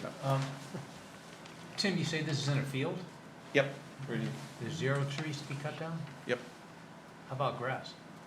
Oh, it's in a field, so for sure, we're gonna take part of the, there's an area, a 70-foot round area, which I think, if I calculated that, I know I've dug a pond, and to stay under 4,300 square feet, it has to be under 75 square feet. But there's 23 acres on this, so even if it was a lot coverage thing, even in shoreland zone, and I do put that down there, it's under 1%. It's under 1% of the lot coverage, because if we call a structure warrant, right, it's in shoreland zone, so it does count as coverage. Correct. Unlike one of the previous ones, that the pavement out of shoreland zone doesn't count as coverage. Correct, yeah. Okay. It's So- farm and forest and shoreland. Yeah. Shoreland overlay. We don't enforce deed restrictions, right? It's not part of it. No. But if it doesn't meet the deed restrictions, I've been told that it's a duty of the planning board to bring that to the code enforcement office. I still wouldn't enforce a deed restriction. I mean, it's a private deed restriction. I don't have any authority over that. But I think my only concern is the deed specifically restricts new structures. Yes. Yeah. And the deed doesn't necessarily define structures. Our land use ordinance does. It's, I think, very broad interpretation of structures, which if this is a patio, I suppose that's a structure, so to speak. The thing about a patio, though, this is just gonna be compacted soil. There's no hard surface on top of it. But So is it not a patio then? Well, I would say, I I would- mean, the according- cross-section that I have hasn't, is stone dust. Right. Yeah. According to Ralph Austin's letter, he says it's not a structure by his interpretation. I know, and He I- says it's a trail. Well, I think that's where we get a little lost in translation, is there's the difference between the deed restriction structure definition and then the land use structure definition. I'm not sure we should be the ones interpreting the deed restriction Right. structure. Does this fit within the definition of the land use ordinance structure? And that's the reason I'm in front of you. Yeah. Yeah. But it bothers me very, very much when a deed restriction is violated, when you come before the planning board. And The- any kind of rule or regulation or deed restriction is not followed. And this one clearly says there should be no cutting, removing, or otherwise destroying trees, grasses, or other vegetation. Number 7. Yeah, and I do not consider a labyrinth a trail. And the other thing, it says that nor shall be permitted any other use of the property or activity which would impair significant conservation interests unless it's necessary for the protection of conservation. And I can't see a purpose for this Number 9. for conservation. I just can't. You can say meditation, I meditate, I understand, but I do not see how this furthers a conservation interest. That's what's bothering me very much. I think and this is my personal opinion that I'm bringing to the planning board, I think that the Kennebunk Conservation Trust confuses all sorts of things as in the interest of conservation. And I see, a difference between the use of a property for people, a conservation property for people purposes, and embracing a forest or a farm or conservation lands for its beauty and for its wildlife and for everything else. And that includes chopping up and taking out grasses and putting in stone dust. They seem to think in terms of people's use of conservation, not in terms of conservation for the whole world, nature. And this is where I have a problem with the labyrinth. But again, we don't interpret the deed restrictions, and that's a negative feeling I have. But, if it meets the requirements of the land use ordinance, then I will follow through with it. I'm always curious, I shouldn't whack the hive, but I'll take a swing at it, is how they got the bridge in. How they got what? How they put the bridge in, or even any of the trails, because all the trails have gravel, culverts, stone. There was you know, there was no grass there. Three, They only put the bridge and the existing trails where there was no Well- grass, oh, obviously. no, there was no trails there when after the deeds were done. and I'm looking at the whole- deed restrictions. There couldn't possibly have been grass there. Well, I'm Meaning just where saying. all the trails are? the deed I'm allows for obviously being trails. facetious. Oh, okay, yeah, The yeah. deed Oh. allows for trails. But you can't take out grass for structures. Not for structures, no, but you can for trails. But I have a very hard time considering that a trail. So I take your point, but just to lend another view here, there is part, in my opinion, of the mission of the Conservation Trust is to enlighten, increase awareness, and educate people as to the beauty and the benefits of our land in its natural state. And this is arguably a vehicle for doing that, for attracting people to the beauty of the site. You know, you made mention of the fact that there's a lot of dogs and there's not that many people. I know I've snowshoed the area in the wintertime, and part of its beauty is that there's not a lot of people. How does it make it more beautiful, though, to take out the grass and put it? I'm not arguing it makes it more beautiful. I'm saying that it acts as an attractor for people who are intrigued by the idea that there is an arguably spiritual site out there, and see it's in my guidebook, and let me go check this place out. It may not have happened at all without it. It's an advertisement in that respect. And one thing I did put down, I'm saying you know, have to under like it. labyrinth, just to talk about it, Yeah. you know, as far as a labyrinth is an outdoor thing. You know, it's to enjoy the Mother Nature. You know, in any of the ancient labyrinths and stuff, they're not inside. It's all tied in with Mother Nature, actually. The little I know. I don't see a labyrinth as tied in with nature. I see it as a structure that's man-made, that's overriding nature. You don't see natural labyrinths out in the world. Well, no, I didn't say, I guess, I didn't mean natural as far as that it was always there. I meant natural, just the nature of the air.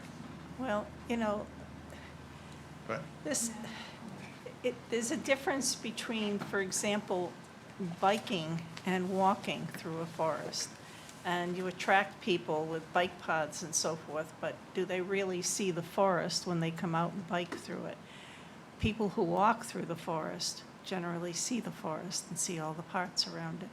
And you can say you're attracting people to it, and you can make a good argument for it. But, you know, what are you attracting them to? Are they just going to run around a labyrinth and then just say, well, goodbye? You know, are you really going to get them into the forest doing things or along the trails?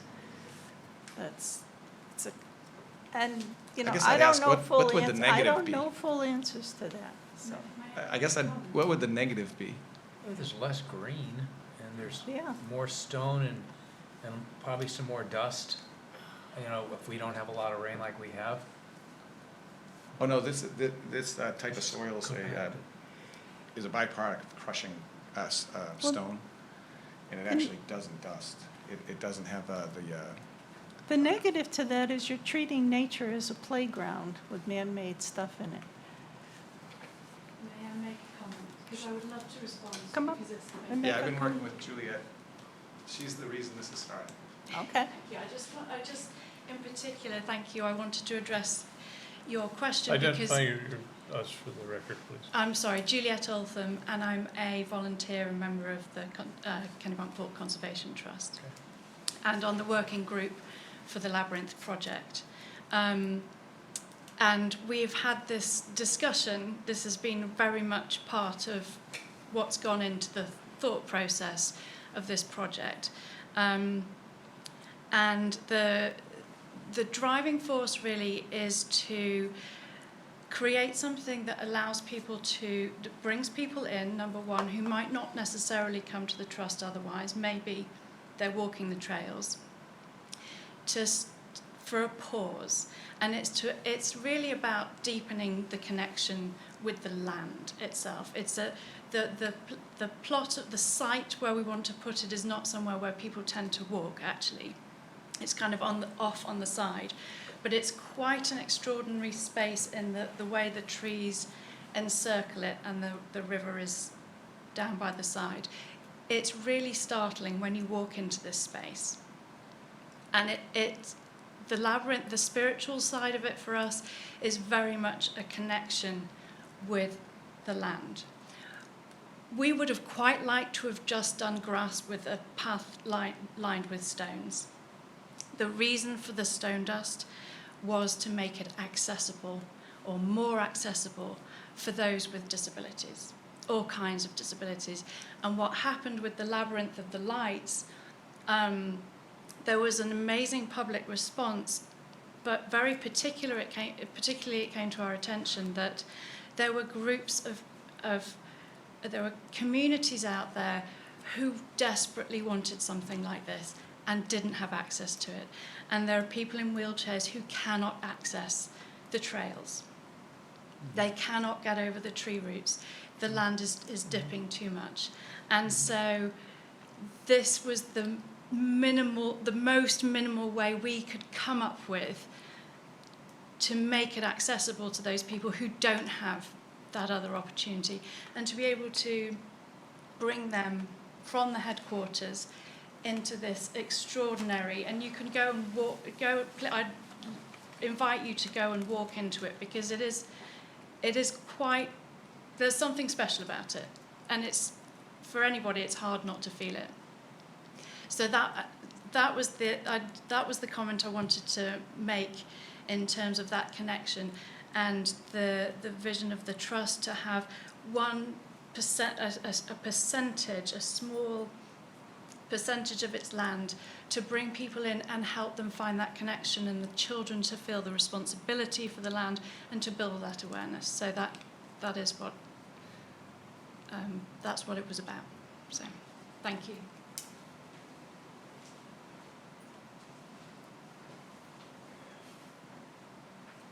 And I guess there's 126,000 square feet on 24 acres. And the labyrinth's 4,300, well, I think it's under 4,000, because I put my own pond in, and I think 75 feet round is 4,300 square feet as far as staying under the DEP rule. You know, as far as, you know, the amount of grass removed to enhance, Mother Nature must have put us here to enjoy a little bit of her. Well, my next question is, you know, if you want to bring people with disabilities onto the trails, I've seen places like when I was in Mexico where people can't make stone steps and things like that. They make boardwalks around, or they make flat surfaces around, and ways for people with wheelchairs or on crutches or whatever to make it more accessible for them to walk the trails. Why aren't you looking at that? We thought it would be much less natural and uglier. And what we're doing, the path is delineated with the stones that people are donating and bringing from the community. So you'll see, what you'll see is the outline of the stone, the profiles of the stone. And it really wouldn't be needed if in other areas of the Conservation Trust, they have wooden like little bridges, but they're all over like freshwater wetlands. And this is really an old-fashioned field. It's flat.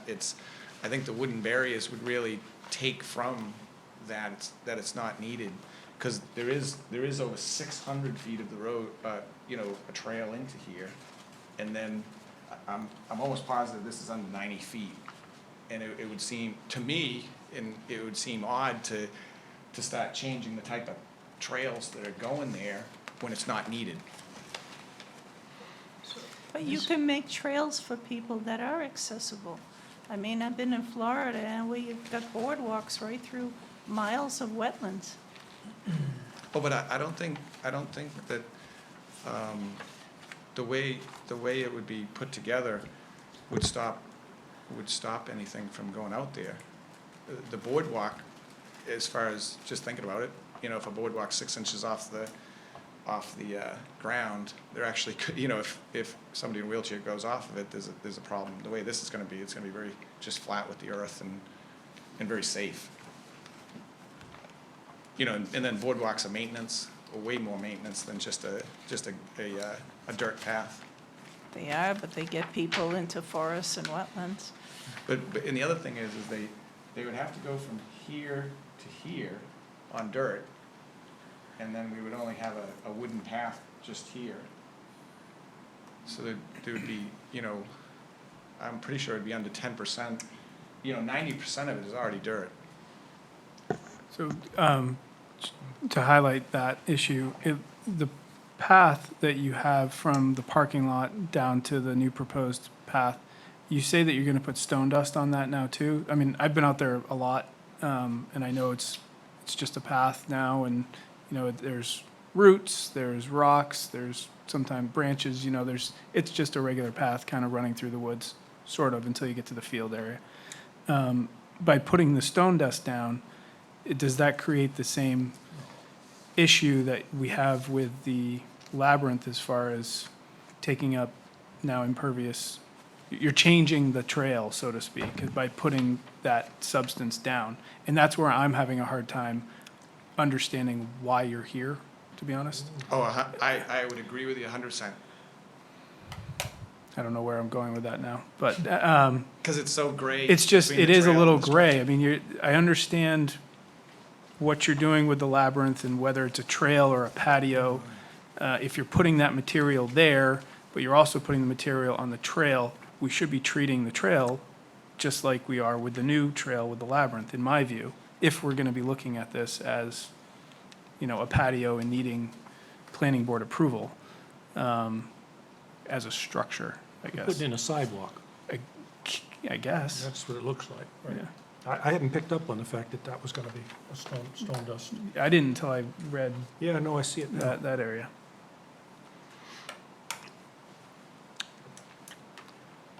I guess But I'm again, still, that's not disallowed. no, Right, no, but it's I not guess, just, to do that work on this trail is I don't have not, the ability to say no to that. there's No. and Warren, I'm pretty sure of that. but- Yeah. Yeah. Yeah, I mean, We're you know, just trying to improve again, it. it's the, you We're know, putting the whole project in, and at the end of the day. we're just trying to be good about making it so it's easy for everyone, especially, you know, any handicapped thing. Because this area is all gravel, right from this culvert to here, there's pure gravel right through there. You know, the tree-covered stuff? Right, Go into yeah. the canopy. yeah, And then there's gravel everywhere that there would be a problem started, the trust would put stuff in. I And guess what we're I'm- trying to do is, yeah. through this project, just setting it up so that there's no problems. I get it. I understand. I'm just having a hard time understanding why planning board approval is needed, I guess. I'm not seeing it. I'm not, It's gray. and I don't want to be the one to, all right, if we say it fits within the structure in the land use ordinance, but it doesn't fit within the structure of the deed restriction definition, Not you our- know, Not our issue. I know, but are we then putting ourselves as the arbiter of that decision in someone's eyes? Not our eyes, but in someone's eyes. No, I So think, I'm That still could, having a that could hard- fight that deed. They could say, no, wait a minute, you can't do that, and I'm an heir of Mr. Emmons, and I'm gonna enforce the deed restriction. And now I'm bringing the town of Kennebunkport in because they gave you the okay. I and would said it argue was a that this structure. is not a structure, would it's have just to- impervious surface. Yeah, so I guess I really have trouble with why this is a structure at all. I think we can conclude that. Can we get some clarification? Sure.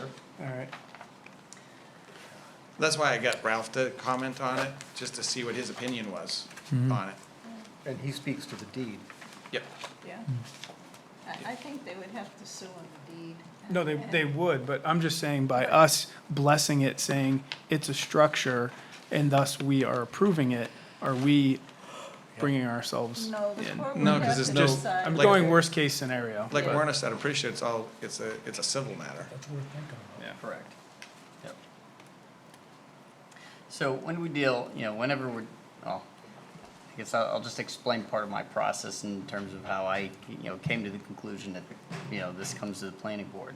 So part of it is just a simple analysis of if I had a residential property, that came forward and wanted to place this within the shoreland zone, what would we call it? We'd refer to it as a structure based on the fact that it's, that it's it is a non-vegetated surface area.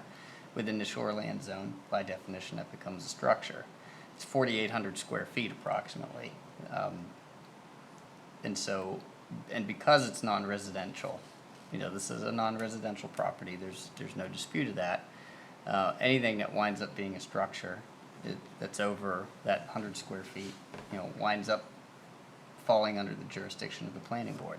Now, certainly if the board wants to make an interpretation that this is not a structure and remand it to the code office to deal with, that's fine. I want that, I'd like that just as a decision of the board and have that, recorded in the minutes and such. Can you back up for just a second? If this were a residential area and they said, I want to put a sidewalk in or a skinny driveway, and would you call that a structure because it's in the shoreland zone? Based on the definitions, for the shoreline Yeah. zone, it winds up being a structure, and it counts towards your lot coverage calculations. I know it counts toward it, but mentally I've said there's two contributors to lot coverage.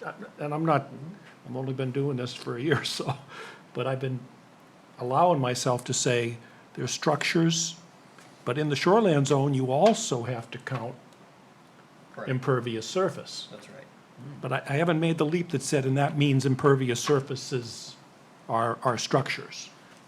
And that's what it feels like we're trying to do here. Yeah, so it's defined as non-vegetated, non-vegetated areas. Good description, Ed. How I was much? trying to explain it to myself. How much of the surface are you going to remove? Between 3 and 6 inches. 3 to 6 inches? Yep. Yeah, and none of the one thing about it is too, in the deed restriction, or in the deed, it says that no soil can be removed. Right. And part of that is removed from site, Right. not removed from, just one spot and just put to the next. That's why I do have a circle around the circle, is because that's where the loam's going for that. And if you look at it, I have a fabric under the 3 to 6 inches, because there is, I said it's flat, but at 70 feet, there might be a 3-inch pitch there. And, that's one thing, I'm pretty sure that I talked to Ralph, that was one of the things that how he read the deed was, it's not like they can start extracting loam and hauling it off the site, off this property. Gravel pit. Like a contractor. But the only area that's actually gonna be impervious is the stones themselves, right? Because you're, The stones themselves that don't get stepped on, yeah, so you're, they're a path, they're a directional. so even though the whole area is, how big did you say it was? 70 feet round. I Most think it's of- gonna be 68, but I put 70. Most of it's not gonna be impervious. Rainwater will It's gonna fall be through it, stone. right? You Oh, got gravel and then you got except for the the, rocks out of the except for water the will rocks. go through, 100%. And the rocks are 10% of the area? I don't know. I'd say less. So, Weird definitions of Aren't impervious. rocks a temporary structure? oh, okay. So here's your definition of structure. It says anything that's built for the support, shelter, or enclosure of persons, animals, goods, or property of any kind, together with anything constructed or erected with a fixed location above, below, or upon the surface of the ground or water. So it's a pretty broad definition, but arguably, you have stone dust, you have compacted stone dust that's being placed that is for the support of people. I mean, that's the intent of this, is that people are going to walk through the labyrinth, and so this is specifically designed for the support of people. And it is something that's constructed, it's not naturally occurring. So, my understanding that in this particular sense, that's defined as a structure. In this particular case, in terms of, the area that's there, I mean, I suspect in terms of how it's constructed, you know, the loam's gonna be removed, the stone dust is gonna be brought in, and then, the stones are gonna be placed. I don't see that it is carved out in the sense of a path or a trail. And again, I have no particular issues with it, it just becomes a matter of, I think this is where the definitions take us. You're obviously not wrong in, that you can interpret it that way, but I'll take you back to your thought of a residential property that's not in the shoreland zone and that puts stone dust down on a section of their property. You wouldn't say that they've added a structure to their property. No. I just want Werner to comment on it. You're only doing that because it's adding impervious surface to a property that's in the shoreland zone. And then we can see that it could fit under structure and we can group them together, but, because otherwise we'd be talking about lot coverage. Is it impervious surface? Well, to the extent that any driveway is, where the paver bricks or not, we've decided all of that's moot now. It's compacted surface. So where driveway would be impervious. If you did this in the shoreland zone, it's adding to the impervious surface, I think it is. Yeah, water will run. Yeah. Well, yeah, but, It won't run through it the way it would grass. okay, even if you compact gravel, if you don't put cement in there, it's not going to be impervious. 'Cause the water will drain through it. When we did But that if driveway on you Ocean did a Avenue, driveway on a shoreland zone, Yeah. and it was gravel, you would still That's count it impervious toward surface. lot you'd coverage. count It is, it. it is Oh. less, it is enough impervious that Because of the it shoreline. matters. Okay, because of Yeah. shoreline. all right. From that, remember that here's driveway on the- Ocean Avenue? Oh, yeah. Circle Yeah, right. Yeah, It's yeah, right, state of that's Maine. right. But you'd also Yeah, have jump to through look hoops to under, get the, keep so the that's area, just, right. so that's just I simply know, the I've been shore. by there, walked by there the other day. Then you've gotta go into the administrative section. So, Let's have That's- permit run out. That's where I pull it out, is in the administrative section. So, do we have some homework as a group, or do we know enough to say now how we feel about this? Is there information missing from this application that we want? Not me.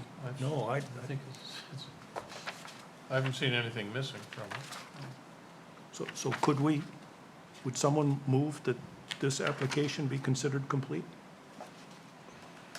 I'll move that. I'll second. All in favor? Okay, so what do we need Tim to do for the next meeting? Show up. Gotta be a Yeah. hoop to jump through. We'll get some hoops. We'll have thought about it by then, but I don't need any more information. Yeah, I mean, I don't need any additional information, I mean, You tell me and I'll bring it. I do have a question that's a little bit off topic, but in looking at this picture, it looks like a piece of jewelry. Yeah, to me, nobody has ever said this to me, but it's like a piece of art. yeah. And I wondered, Arizona to me. given that this is an organization that does worry and about fundraising, has anybody pursued the thought of copywriting this and deciding that maybe you want to go talk to Jen and Tanya down at Jack and say, look at your artist base and come up with earrings and pendants that look like this? I think there's an opportunity here that says, They may be plagiarizing another design that is copyrighted. Yeah, I don't think Well, it worked out. we're gonna touch that with a 10-foot pole. all right. But, I- oh, you're gonna talk. The copyright, what we intend to do, the classical labyrinth that has been found in places all over the world dating back at least 6,000 years. Okay, then the copyright has expired. Is there a minotaur I at the just think center? you could see this being identified with, oh yes, that's the Kennebunkport Labyrinth.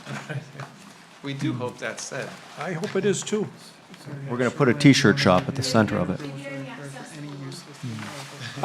Very All good. right, Okay. Keep in mind it should be just as late next time because Yeah, well, I figured that all the halfway things through this ahead of you. meeting. Anyway, so I don't have to bring anything? I'll come prepared Just yourself. as best I Yourself, can? and it's gonna be a public Public hearing, and Yep. if any public is actually still around, they'll, Yep. they might have questions for you. Thanks a lot. Okay. Thank you. So that brings me to the last item, which I really had hoped wasn't gonna start at 9:30. So maybe we can just quickly, maybe Ed and I can just quickly go All over in favor, what say aye. what we think the road acceptance policy meant. I thought your critique was brilliant. Yes, I thought it was excellent. You reassigned everything to another committee. That's right. Oh, not that one. Not that one, this is the road acceptance. Oh, the road That's acceptance, the other the one. road acceptance. Yeah, the other one was just fine. The other one was perfect. Yeah, that one was absolutely Not my job, No, man. That's right. Deflect, Tom, are yeah. you taking the case manager on the Labyrinth? Is that what you said? I didn't say that, but I will. It will be amazing. Yeah, there we go. Yeah, okay. Yeah. Anyway, Very good. you had a couple of questions you wanted to pose on road acceptance. Just make sure we get, Question, the only question I really had was the one I emailed to you, and it's really a question for the Board of Selectmen. of course it is. You know, when you say 1B, road connects to other streets or is a thoroughfare, what road doesn't connect to other streets? Don't they really mean connects to other public Public streets? streets. Or something like that? Yeah. Or Yeah, we tried connects to two clarify or that more? in the write-up, though, for our subdivision regs, would clarify what we meant by that. Not completely, We didn't? no. No, well, then that's an issue, I think. No, it is an issue. How do we define that? And I thought how we do did. we, what criteria do we use? Basically, when we're analyzing this, we're the ones who are gonna have to, you know, look at the regs for, and your regs are fine. You did the best you could with it. But the problem is, you know, what are the public benefit and so forth, you know? There are criteria there that they haven't defined. Yeah, I think the criteria is generally that the selectmen will know it when they see it. Yeah. But, so, mostly I just wanted to get something in that says, hey, by the way, there's nothing in the plan, and this changes, that says, the planning board does not accept roads. So get that in your head, you know, where we accept that you did a good design or not, but we Yeah. do not in any way, shape, or form say the town is going to accept it. Well, I had some questions as well, but I think my preferred approach is to just leave the criteria as written and then let events determine whether clarification is needed, you know. And send it back to the selectmen. Yeah. If What necessary, we're yeah. gonna do, we will add the feature that, hey, you person is presenting a subdivision. You have to tell us why you think it should be connected to the public That's it, system. yeah. Let events, And you have to also have dealt that, you know, sometime between at least preliminary and final submission. If you're gonna say that, you have to tell, yeah. show us that you told the Board of Selectmen and got them to. What's important, I think the most important thing that we get on the record here is that this board does not grant approval Right, for something becoming part of the public street system. Right. But we do, by virtue of our being at the head of this process, we're the best avenue for collecting the information that may or may not be persuasive to the Board of Selectmen, first of all, and ultimately to the town voters. yeah. So to initiate that process, to make the subdivision contractors aware of the process, of the difficulty and the general criteria, at least, for getting into the system, I think is what we're after. And hopefully it does that. Well, I thought it was pretty clear that the owner is, you know, the responsibility is going to be for the developer to figure it out and stop dumping it on the town, basically. That's the direction, Well, right? if that comes across, then That's- Tom and I did what we intended. That was my interpretation. It is. And so, It's because obviously, right now, that hasn't been the case. I know, If yeah. at the, Well- I think In what's. Wallace Woods. I think what's happened is that, there's just been bad information that's been passed along to property owners that says that, well, the town has accepted roads before in the past, that were reviewed and approved by the planning board, and so, that this expectation that it's just a default, is incorrect. Well, in our- To convey that to property owners. Yep. And the key being that the developer convey it to the people who are buying property. That's right. Well, and our regulations. This is as much a real estate disclosure issue as anything else. We don't push back on that in our subdivision regs right now. We talk about the criteria for a public street. Yeah. And if you're looking to believe that you met that criteria and therefore you're Sure. there, it doesn't smack you and say, no, that's not enough. Yeah. This does that. Yeah, no, I have no issues with the language that's proposed. Okay. I And think it's always better to help, clarify that whenever there's an issue that comes forward. Yeah, and Mr. Kloss has reviewed it, he Yeah. didn't see any And we problems tried to with be it, so. true to the spirit of the paragraphs that the selectmen did provide to us. We had a meeting with Laurie and Werner, and was there anyone else there? No, from the just town? the two of us. No, it's just Yeah. us. Those Yep. two. And, went through and got some clarification before we put any words down, so I think we, So I We're guess true to I'd the like spirit of to it. see us approve the change and I guess get it I'd to, like Lisa, get it typed to up. do that too. The only question I wanted to ask the board, and maybe there's no rule on this, but should there be a public meeting on this before we make it part of our change?